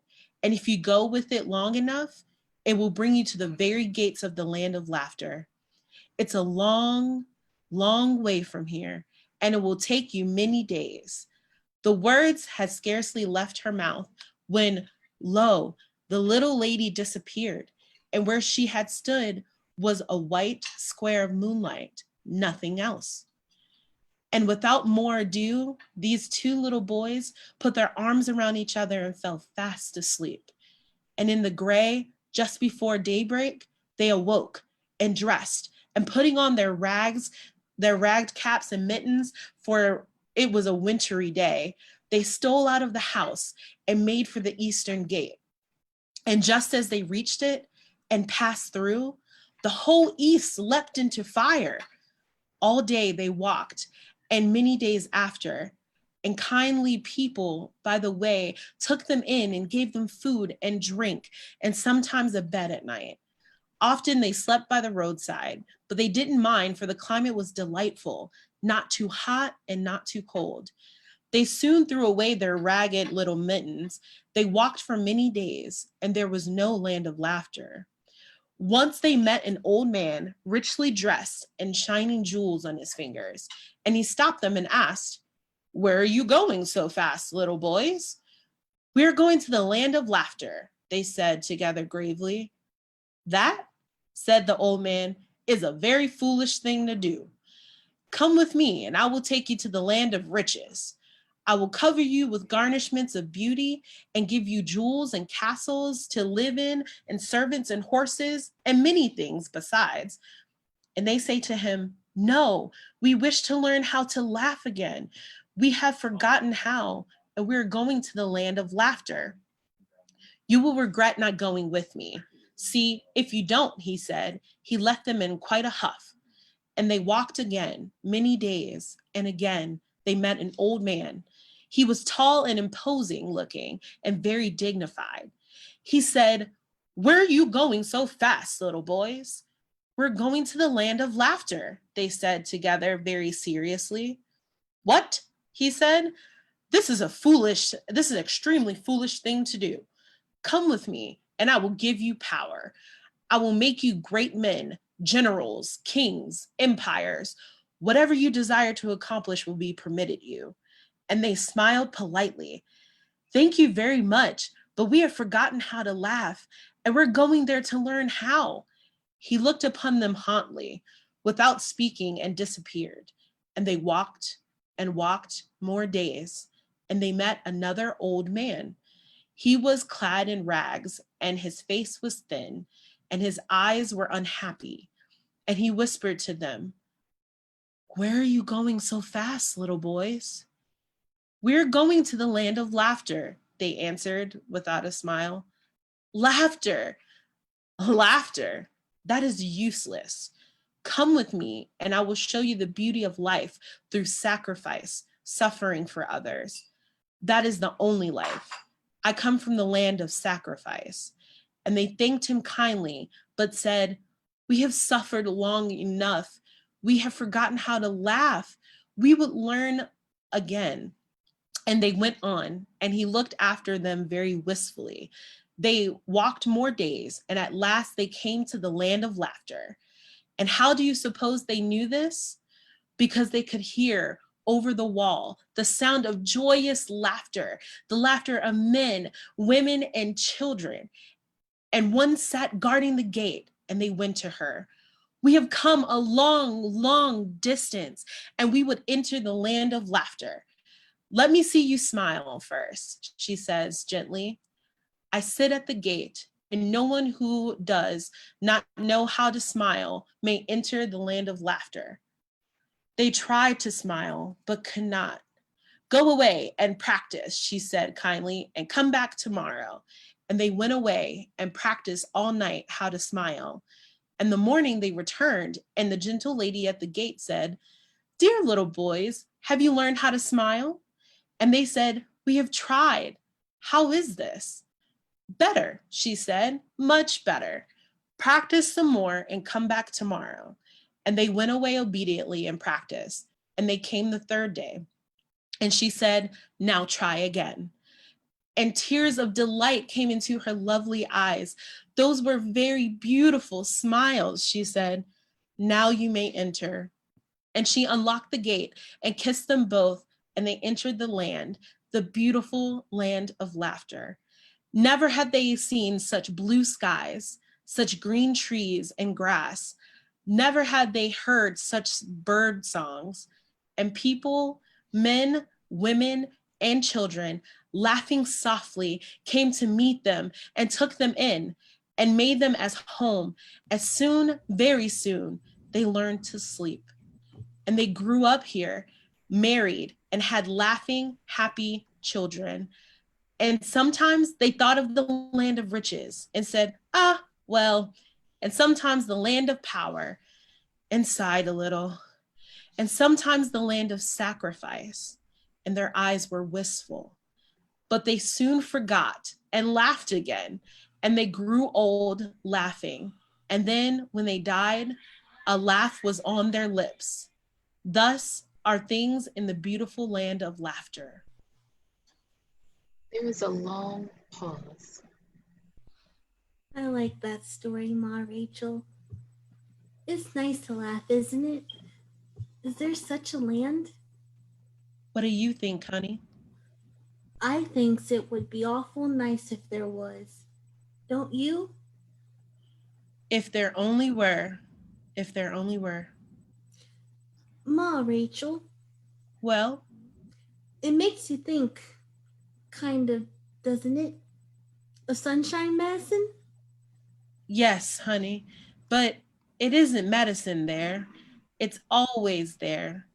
Just like, well, like our air. It's always sunshine there. Always sunshine. Never any dark? No, honey. You'd never be afraid there, would you? Never afraid of nothing? No, honey. Oh, I wish it was here, not there. Puts his hand up to Rachel's face, suddenly sits up and looks at her. Your face is all wet. Why, don't cry, don't cry. Do you remember that I told you the lady at the gate had tears of joy in her eyes when the two dear little boys smiled that beautiful smile? Yes? Well, these are tears of joy, honey. That's all, tears of joy. It must be awful queer to have tears of joy because you're happy. I never did. But if you say they are, dear Ma Rachel, they must be. You knows everything, don't you? Some things, honey, some things. This is the beautifulest night I ever knew. If you would do just one more thing, it would be lots more beautiful. Will you, Ma Rachel? Well, what, honey? Will you sing at the piano, I mean? It's lots prettier that way. The little song you used to rock me to sleep by? You know, the one about the slumber boat? Oh, honey, not tonight. You're too tired. It's bedtime now. Patting her face with his little hand, weedingly. Please, Ma Rachel, please, pretty please. Well, honey boy, this once then. Tonight you shall have the little song I used to sing you to sleep by, perhaps for the last time. Why, Ma Rachel? Why last time? Shaking her head sadly, goes to the piano in a whisper. The last time. She twists up her hair into a knot at the back of her head and looks at the keys for a few moments. She then plays the accompaniment of the slumber boat through softly, and after a moment sings. Her voice is full of pent-up longing and heartbreak and hopelessness. She ends in a little sob, but attempts to cover it by singing lightly and daintily the chorus of the owl and the moon. Then softly and with infinite tenderness, almost against her will, she plays and sings again the refrain of the slumber boat. Sail, baby, sail, out from the sea. Only don't forget to sail back again to me. Presently, she rises and goes to Jimmy, who is lolling back happily in the big chair. During the singing, Tom and Mrs. Loving apparently do not listen. When she sobs, however, Tom's hand on his paper tightens. Mrs. Loving's needle poises for a moment in midair. Neither looks at Rachel. Jimmy evidently has not noticed the sob. Well, honey, how did you like it? Proceeding to pull down her hair from the twist. It was lovely, Ma Rachel. Now, Ma Rachel, I'm just beautifully sleepy. I think that perhaps I'll go to the land of laughter tonight in my dreams. I'll go in the slumber boat and come back in the morning and tell you all about it. Shall I? Yes, honey. Only don't forget to sail back again to me. Rachel! I nearly forgot. John is coming here tonight to see how you are. He told me to tell you so. Stiffens perceptibly, then in different tones. Very well. Thank you. Suddenly, with a little cry, she puts her arms around Jimmy. Jimmy, honey, don't go tonight. Don't go without Ma Rachel. Wait for me, honey. I do so wish to go too. to the land of laughter. Think of it, Jimmy. Nothing but birds always singing, and flowers always blooming, and skies always blue, and people, all of them, always laughing, laughing. You'll wait for Ma Rachel, won't you, honey? Is there really and truly, Ma Rachel, a land of laughter? Oh, Jimmy, let's hope so. Let's pray so. I've been thinking. You have to smile at the gate, don't you, to get in? Yes, honey. Well, I guess I couldn't smile if my Ma Rachel wasn't somewhere close to me. So I couldn't get in after all, could I? Tonight, I'll go somewhere else and tell you all about it. And then someday, we'll go together, won't we? Yes, honey. Someday. Someday. Well, this isn't going to sleepy sleep, is it? Go now and say goodnight to Ma Loving and Uncle Tom. Gets down obediently and goes first to Mrs. Loving. She leans over and he puts his little arms around her neck. They kiss very sweetly. Sweet dreams. God keep you all the night.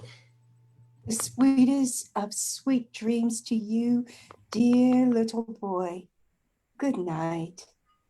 Rachel watches, unwatched, the scene. Her eyes are full of yearning. Going to Tom, who makes believe he does not see him. Uncle Tom! Jumps as though tremendously startled. Jimmy laughs. My, how you frighten me. You'll put my gizzard out of commission. If you do that often, well, sir, what can I do for you?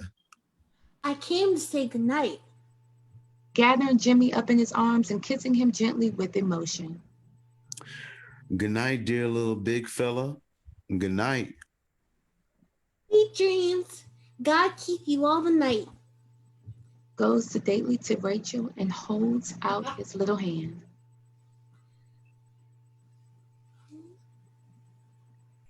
Sorry.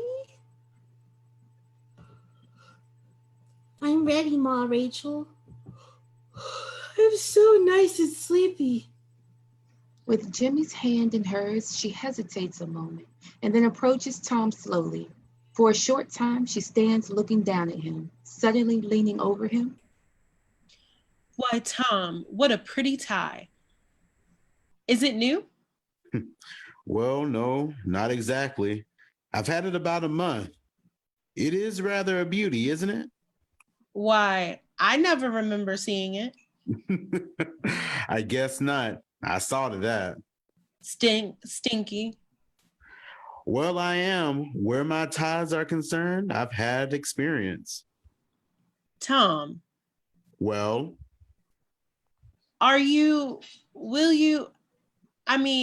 Won't you be home this evening? You've got a long memory, sis. I've that engagement, you know? Why? I forgot. So you have? Why? Oh, nothing. Come on, Jimmy boy. You can hardly keep those little peepers open, can you? Come on, honey. Rachel and Jimmy go out the rear doorway. There is a silence. I try to make out what could have happened, but it's no use, I can't. Those 4 days, she lay in bed, hardly moving, scarcely speaking. Only her eyes seemed alive.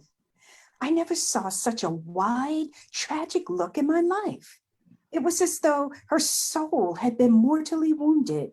How? How? What could have happened? I don't know. She generally tells me everything, but she avoids me now. If we are alone in a room, she gets out. I don't know what it means. She will hardly let Jimmy out of her sight. While he's at school, she's nervous and excited. She seems always to be listening, but for what? When he returns, she nearly devours him. And she always asks him in a frightened sort of way. Her face is pale and tense as can be. Well, honey boy, how was school today? And he always answers, fine, Ma Rachel, fine, I learned. And then he goes on to tell her everything that has happened. And when he has finished, she says in an uneasy sort of way, Is that all? And when he said, yes, she relaxes and becomes limp. After a little while, she becomes feverishly happy. She plays with Jimmy and the children more than she ever did. And she played a good deal, as you know. They're here or she's with them. Yesterday,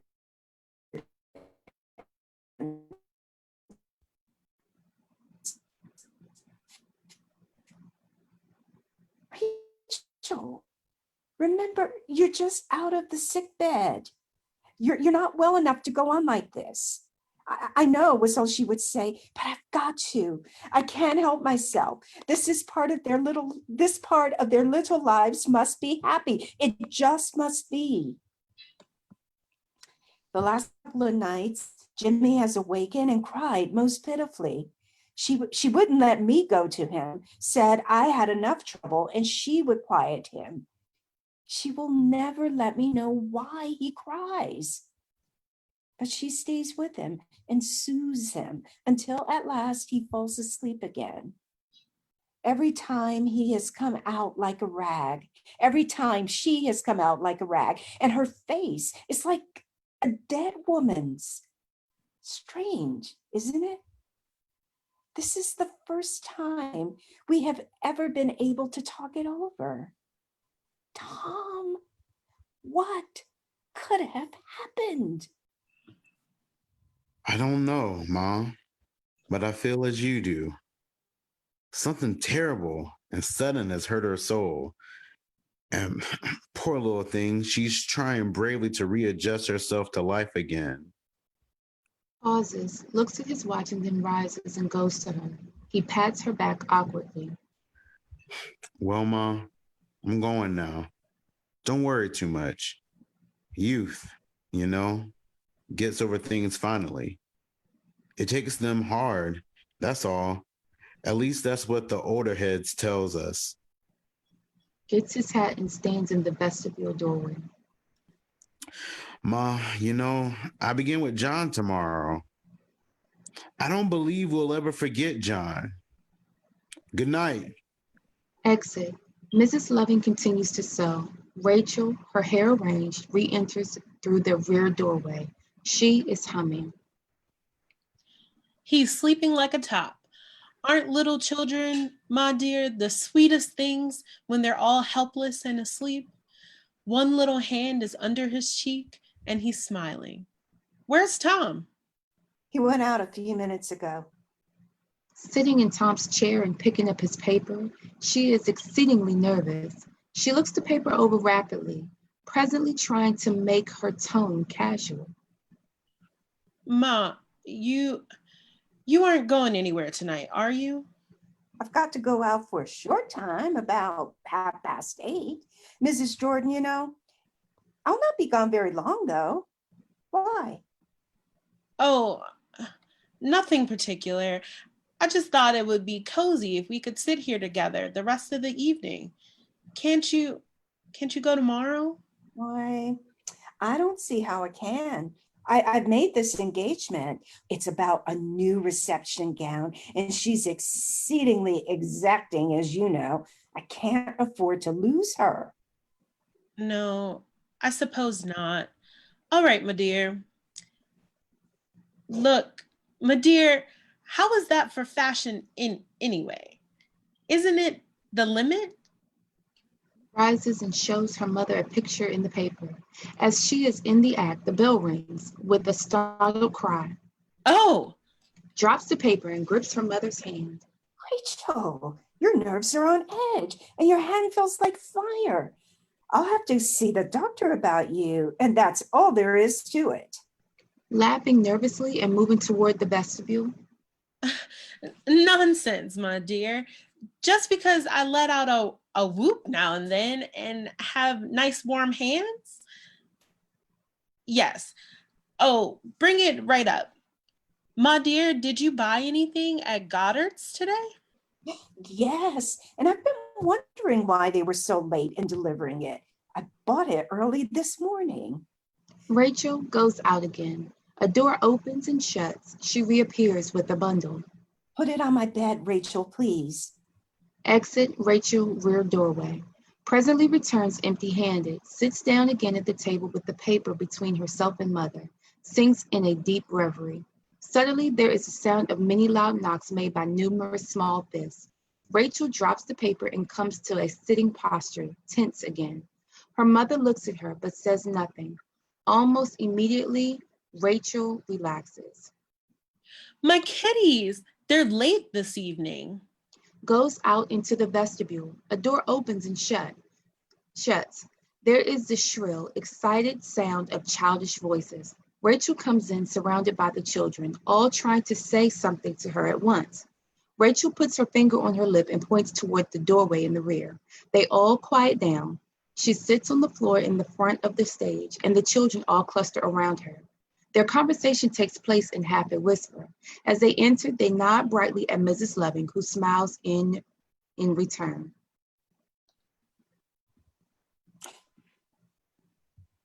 What? Why so late, kitties? It's long past sleepy time. We've been playing hide and seek and having the mostest fun. We promised, all of us, that if we could play until 7:30 tonight, we wouldn't make any fuss about going to bed at 7 o'clock the rest of the week. It's awfully hard to go. I hate to go to bed. So do I. So do I. So do I. I don't. I love bed. My bed, after my mother tucks me all in, is like a nice warm bag. I just stick my nose out. When I lift my head up, I can see the light from the dining room come in the door. I can hear my mother and Baser talking nice and low. And then before I know it, I'm fast asleep. And I dream pretty things, and in about a minute, it's morning again. I love my little bed, and I love to dream. Well, I guess I love to dream too. I wish I could dream, though, without going to bed. When I grow up, I'm never going to bed at night. You see, grown-ups just love to poke their heads out of the windows and cry, "Children, it's time for bed now. And you better hurry up too. I can tell you, they sure are queer. But sometimes when I wake up, it must be about 12 o'clock. I can hear my big sister giggling and talking to some silly man. If it's good for me to go to bed early, I should think." Why, where is my little Jenny? Excuse me, Louise, dear. Her cold is awful bad. She coughs like this and snuffles all the time. She can't talk out loud and she can't go to sleep. Mother says she's feverish, and I think that's what she says. Jenny says she knows she could go to sleep if you would come and sit with her a little while. I certainly will. I'll go when you do, honey. You're the very nicest grown-up, except my mother. Of course, I ever knew. Who knows all about little children, and you can be one. Although you're all grown up. I think you would make a lovely mother. Don't you? Yes, I do. Yes, I do. Come, kitties, you must go now, or your mothers will blame me for keeping you. My dear, I'm going down to sit a little while with Jenny. I'll be back before you go, though. Come kitties, say goodnight to my mother. Good night. Good night. Sweet dreams. Good night. God keep you all at night. Good night, dears. Sweet dreams all. Excellent, Rachel and the children. Mrs. So, the bell presently rings 3 distinct times. In a few moments, Mrs. Loving gets up and goes out into the vestibule. A door opens and closes. Mrs. Loving and John Strong come in. He is a trifle pale, but his imperturbable self. Mrs. Loving, somewhat nervous, takes her seat and resumes her sewing. She motions Strong to a chair. He returns to the vestibule, leaves his hat, returns, and sits down. Well, how is everything? Oh, about the same, I guess. Tom's out. John, we'll never forget you and your kindness. Oh, that was nothing. And Rachel? Oh, she'll be back presently. She went to sit with the sick child for a little while. And how is she? She's not herself yet, but I think she is better. Well, what did happen exactly? That's just what I don't know.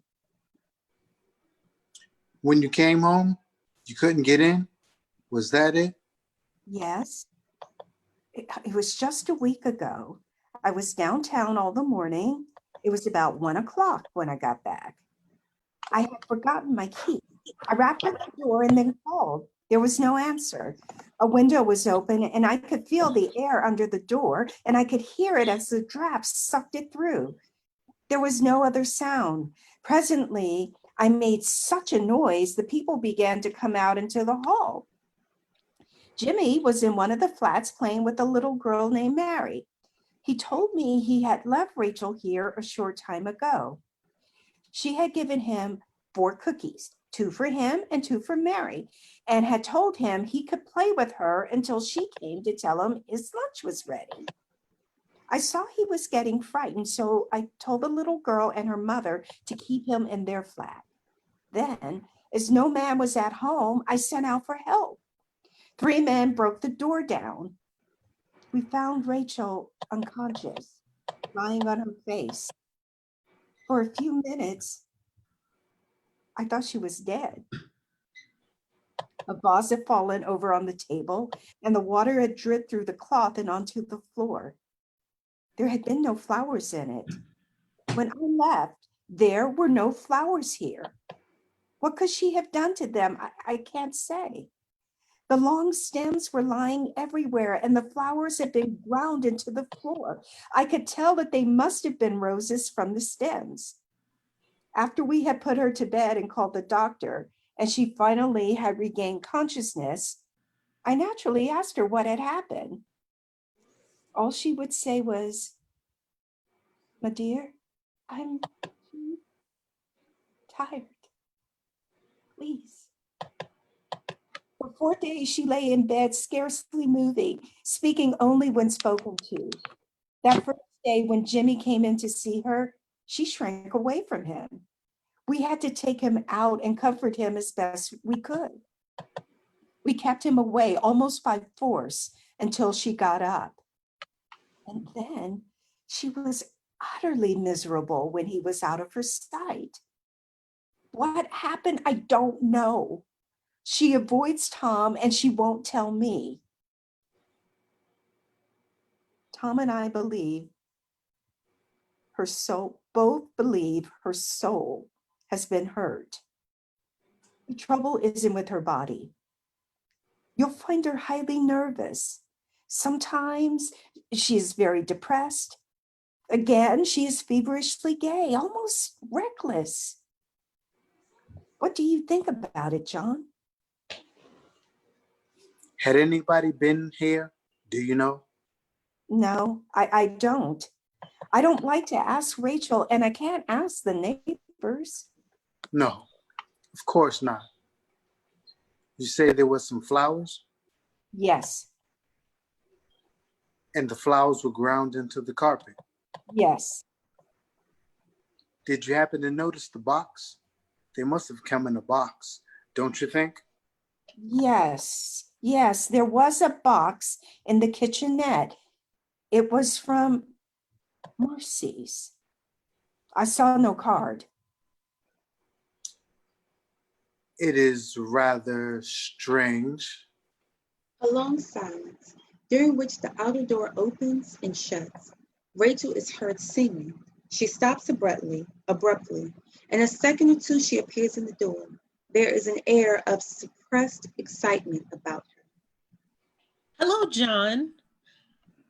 Strong rises, nods at her, and brings her forward for her the big armchair near the fire. I thought that was your hat in the hall. It's brand new, I know, but it looks John-like. How are you? Ma, Jenny went to sleep like a little lamb. I don't like her breathing, though. Looks from one to the other, flippantly. Who's dead? Nods her thanks to Strong for the chair and sits down. Dead, Rachel? Yes. The atmosphere here is so funereal. It's positively creepy. I don't know why it should be. I was just asking how you are. Heavens, does the mere inquiry into my health precipitate such an atmosphere? Your two faces were as long. Kind sir, let me assure you, I am in the very best of health. And how are you, John? Oh, I'm always well. Rachel, I'll have to get ready to go now. John, don't hurry. I'll be back shortly, probably in 3/4 of an hour, maybe less. And maybe more, if I remember Mrs. Jordan. However, my dear, I'll do the best I can while you're away. I'll try to be a credit to your training. Mrs. Loving smiles and goes out the rear doorway. Now, let's see. In the books of etiquette, I believe the properly reared young lady always asks the young gentleman caller, "You're young enough, aren't you, to be classed still as a young gentleman caller?" Well, anyway, she says, ask the young gentleman caller sweetly something about the weather. This has been an exceedingly beautiful day, hasn't it, Mr. Strong? No answer from Strong, who, with his head resting against the back of the chair and his knees crossed, is watching her in an amused, quizzical manner. Well, really, every properly brought up young gentleman, I'm sure, ought to know that it's exceedingly rude not to answer a civil question. Tell me what to answer, Rachel. Say, yes, very, and look interested and pleased when you say it. Yes, very. Well, I certainly wouldn't characterize that as a particularly animated remark. Besides, when you look at me through half-closed lids like that and kind of smile, what are you thinking? John Strong, are you deaf or just plain stupid? Plain stupid, I guess. What were you thinking, John? I was thinking. Well, I've changed my mind. you're not going to tell me? No. Goodbye. Loving. Sorry. No, you go ahead. Goodbye, children. Rachel, don't quarrel so much with John. Let me see if I have my keys. Yes, I have it. I'll be back shortly. Goodbye. Strong and Rachel rise. He bows. Goodbye, my dear. Hurry back as soon as you can, won't you? Exit Mrs. Loving through the vestibule. Strong leans back again in his chair and watches Rachel through half-closed eyes. Rachel sits in her chair nervously. Do you mind if I smoke? You know I don't. I'm trying to behave like Reginald, the properly reared young gentleman caller. Lights a cigar, goes over to the fire and throws his match away. Rachel goes into the kitchenette and brings him a saucer for his ashes. She places it on the table near him. Thank you. They both sit again, Strong very evidently enjoying his cigar, and Rachel. Now this is what I call cozy. Cozy? Why? A nice warm room, shut in, curtains drawn, a cheerful fire crackling in my back, a lamp, not an electric or gas one, but one of your plain old-fashioned kerosene ones. My dear would like to catch you, I am sure, talking about her lamp like that. Old-fashioned, plain, you have nerve. Continue as though he had not been interrupted. A comfortable chair, a good cigar, and not very far away, a little lady who was looking charming, so near that if I reached over, I could touch her. You there, and I here. It's a living. Well, of all things, a compliment. And from you, how did it slip out, pray? I suppose that you realize that a conversation between two persons is absolutely impossible if one has to do her share all alone. Soon, my ingenuity for introducing interesting subjects will be exhausted, and then will follow what I believe the storybooks calls an unforgettable silence, an uncomfortable silence. Silence between friends isn't such a bad thing. Thanks, awfully. Leans back, cups her cheek in her hand, and makes no pretense at further conversation. The old look of introspection returns to her eyes. She does not move. Rachel, you must remember I'm here. I don't like looking into your soul when you forget you're not alone. I hadn't forgotten. Wouldn't it be easier for you, little girl, if you could tell someone? No. Rachel, you're fond of flowers, aren't you? Yes. Rosebuds, red rosebuds, particularly. Yes. Did you dislike the giver? No, of course not. Rachel, why? Why did you kill the roses then? Oh, John, I'm so sorry. My dear told you that. She didn't know you sent them. So I gathered. Rachel, little girl, why did you kill them? Don't you believe it a kindness sometimes to kill? You considered it a kindness to kill them? Yes. Do you mean just the roses? John, must I say? Yes, little Rachel. No. There is a long pause. Rachel leans back limply and closes her eyes. Presently, Strong rises and moves his chair very close to hers. She does not stir. He puts his cigar on the saucer.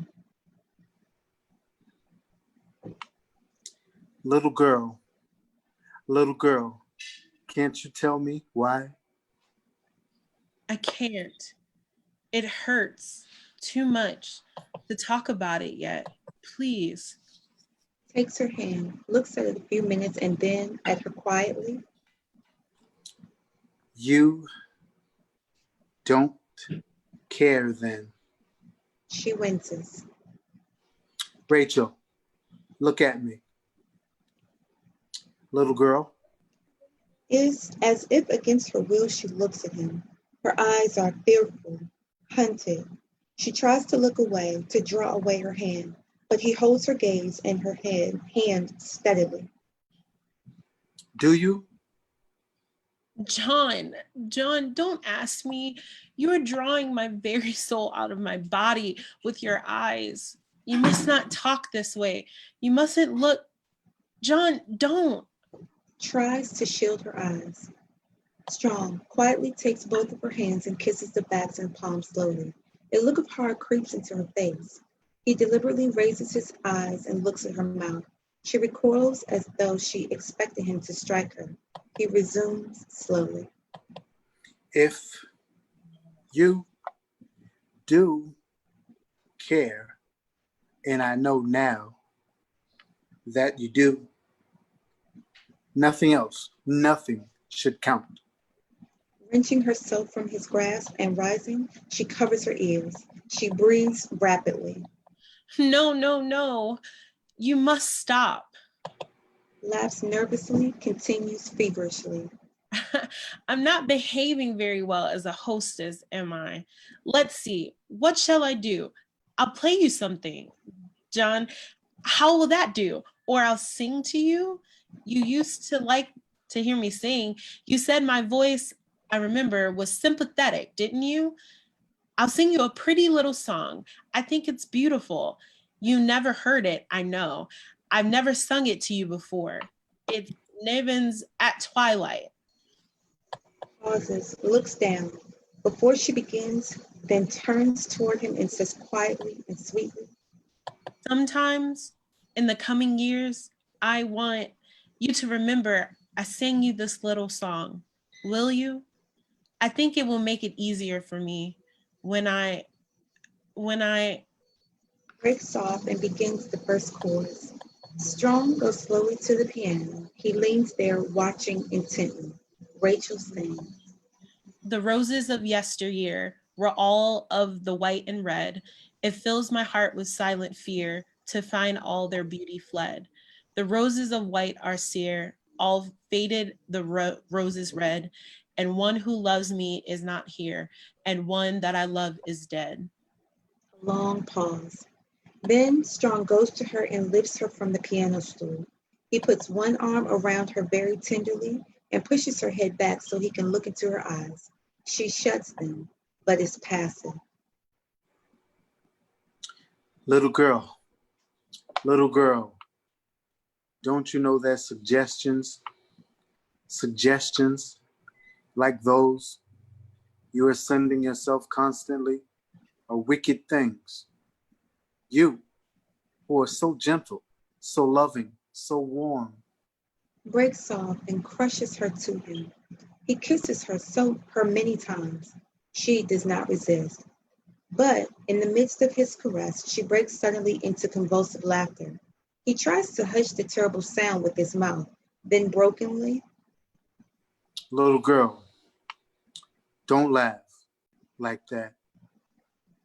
interrupted throughout by her laughter. I have to. God is laughing. We're his puppets. He pulls the wires and we're so funny to him. I'm laughing too because I can hear my little children weeping. They come to me generally while I'm asleep, but I can hear them now. They've begged me, do you understand? Begged me not to bring them here, and I've promised them not to. I've promised. I can't stand the sound of their crying. I have to laugh. Oh, John, laugh. Laugh too. I can't drown their weeping. Strong picks her up bodily and carries her to the armchair. Now, stop that. What? Stop that. You've lost your self-control. Find yourself again. He leaves her and goes over to the fireplace and stands looking down into it for some time. Rachel, little by little, becomes calmer. Strong returns and sits beside her again. She doesn't move. He smooths her hair back gently and kisses her forehead and then, slowly, her mouth. She does not resist, simply sits there with shut eyes, inert, limp. Rachel, there is a little flat on 43rd Street. It faces south and overlooks a little park. Do you remember it? It's on the top floor. Once I remember you saying you liked it. That was over a year ago. That same day, I rented it. I've never lived there. No one knows about it, not even my mother. It's completely furnished now and waiting. Do you know for whom? Every single thing in it, I bought myself. Even to the pins on the little bird's eye maple dresser. It has been the happiest year I have ever known. I furnished it, one room at a time. It's the prettiest, the most home-like little flat I've ever seen. Everything there breathes love. Do you know for whom this is waiting? On the sitting room floor is a beautiful Turkish rug, red and blue and gold. It's soft and rich. And do you know for whose little feet it is waiting? There are delicate curtains at the windows and a bookcase full of friendly, eager little books. Do you know for whom they are waiting? There are comfortable leather chairs, just the right size, and a beautiful piano that I leave open sometimes, and lovely pictures of Madonnas.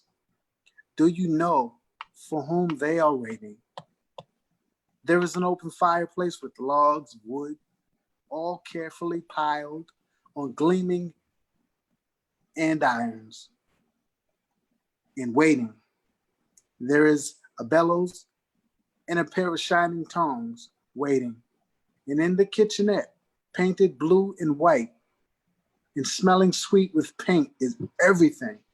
Bright pots and pans and kettles and blue and white enamelware and all kinds of knives and forks and spoons. And on the door, a roller towel.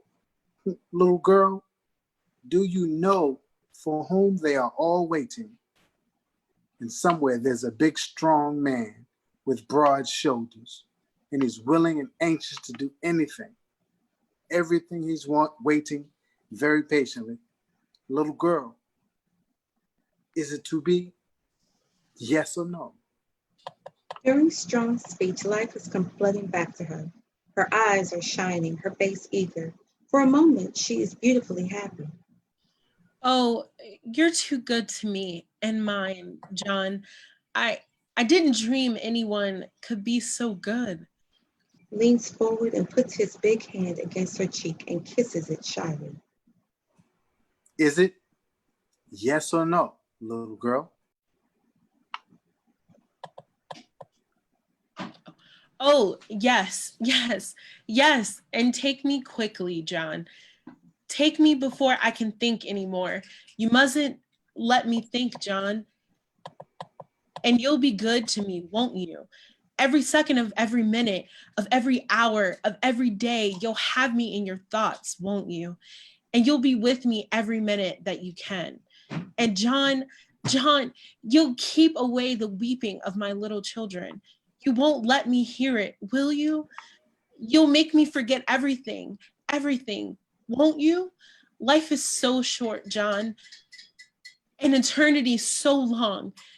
And John, after I am dead, promise me you'll love me more. I'll need love then. Oh, I'll need it. Suddenly, I'm sorry. No, go ahead. Suddenly, there comes to their ears the sound of a child's weeping. It is monotonous, hopeless, terribly afraid. Rachel recoils. Oh, John, listen, it's my boy again. John, I'll be back in a little while. Goes swiftly to the door in the rear, pauses and looks back. The weeping continues.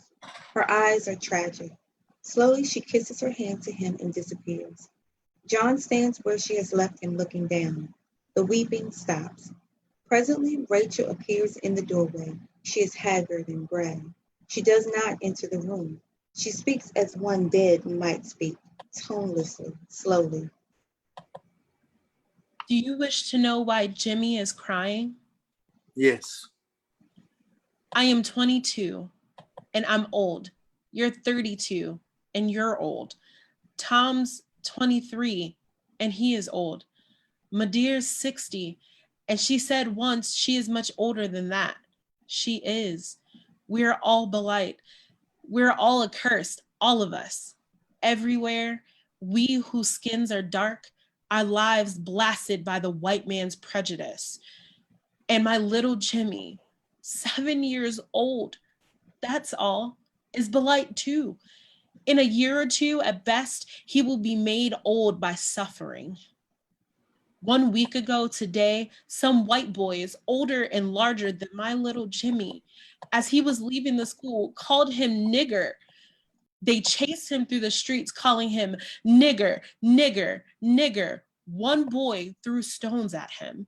There is still a bruise on his little back where one struck him. That will get well, but they bruised his soul, and that will never get well. He asked me what nigger meant. I made light of the whole thing, laughed it off. He went to his little playmates and very naturally asked them. The oldest of them is 9, and they knew, poor little things. They told him. For the last couple of nights, he has been dreaming about these boys, and he always awakes in the dark, afraid of any of now and the future. And I have seen they look of dreadly fear in his eyes of other little children. I know what it is myself. I was 12 when some big boys chased me and called me names. I never left the house afterwards without being afraid. I was afraid in the streets, in the school, in the church, everywhere, always afraid of being hurt. And I was not afraid in vain. He's only a baby and he's beloved. Honey, I'm right here. I'm coming in just a minute. Don't cry. If it nearly kills me to hear my Jimmy's crying, do you think I could stand it when my own child's flesh of my flesh, blood of my blood, learned the same reason for weeping? Do you? Ever since I fell here a week ago, I am afraid to go to sleep. For every time I do, my children come and beg me, weeping, not to bring them here to suffer. Tonight, they came when I was awake. I have promised them again. Now, by Jimmy's bed, I have damned my soul to all eternity if I do. Honey, don't. I'm coming. And John, dear John, you see, it can never be all the beautiful, beautiful things you have told me about. No, they can never be now. No, John, dear, you must not touch me anymore. Dear, this is goodbye. It's not fair to you, Rachel, to take you at your word tonight. You're sick.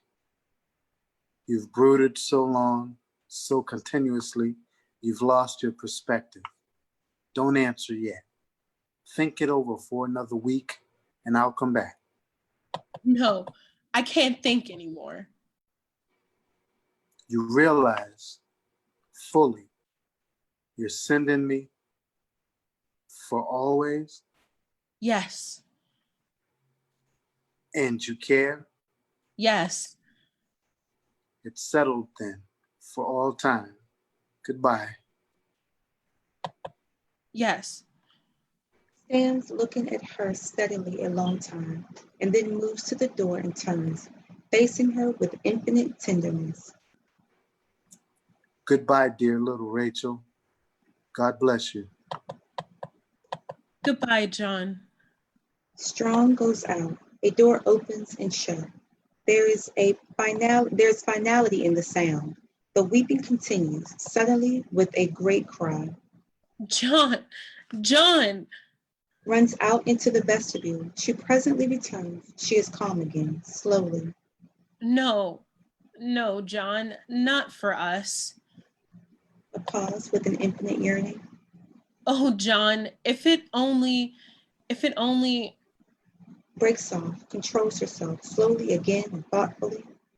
No, no sunshine, no laughter, always, always darkness. That is it.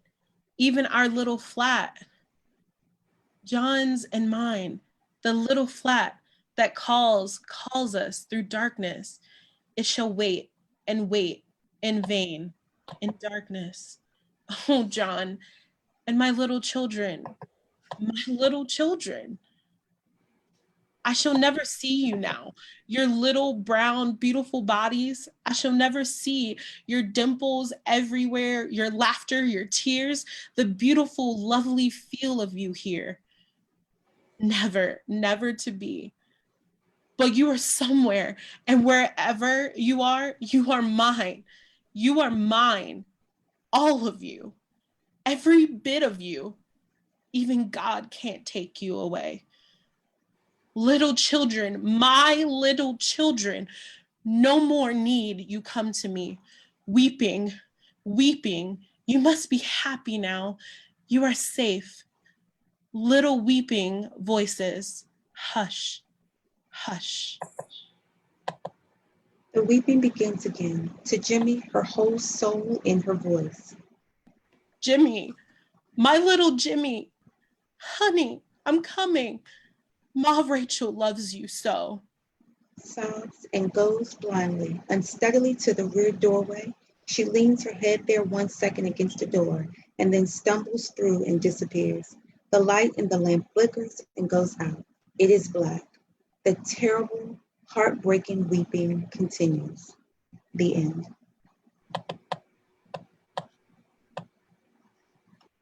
Thank you guys so much. That was beautiful. Welcome.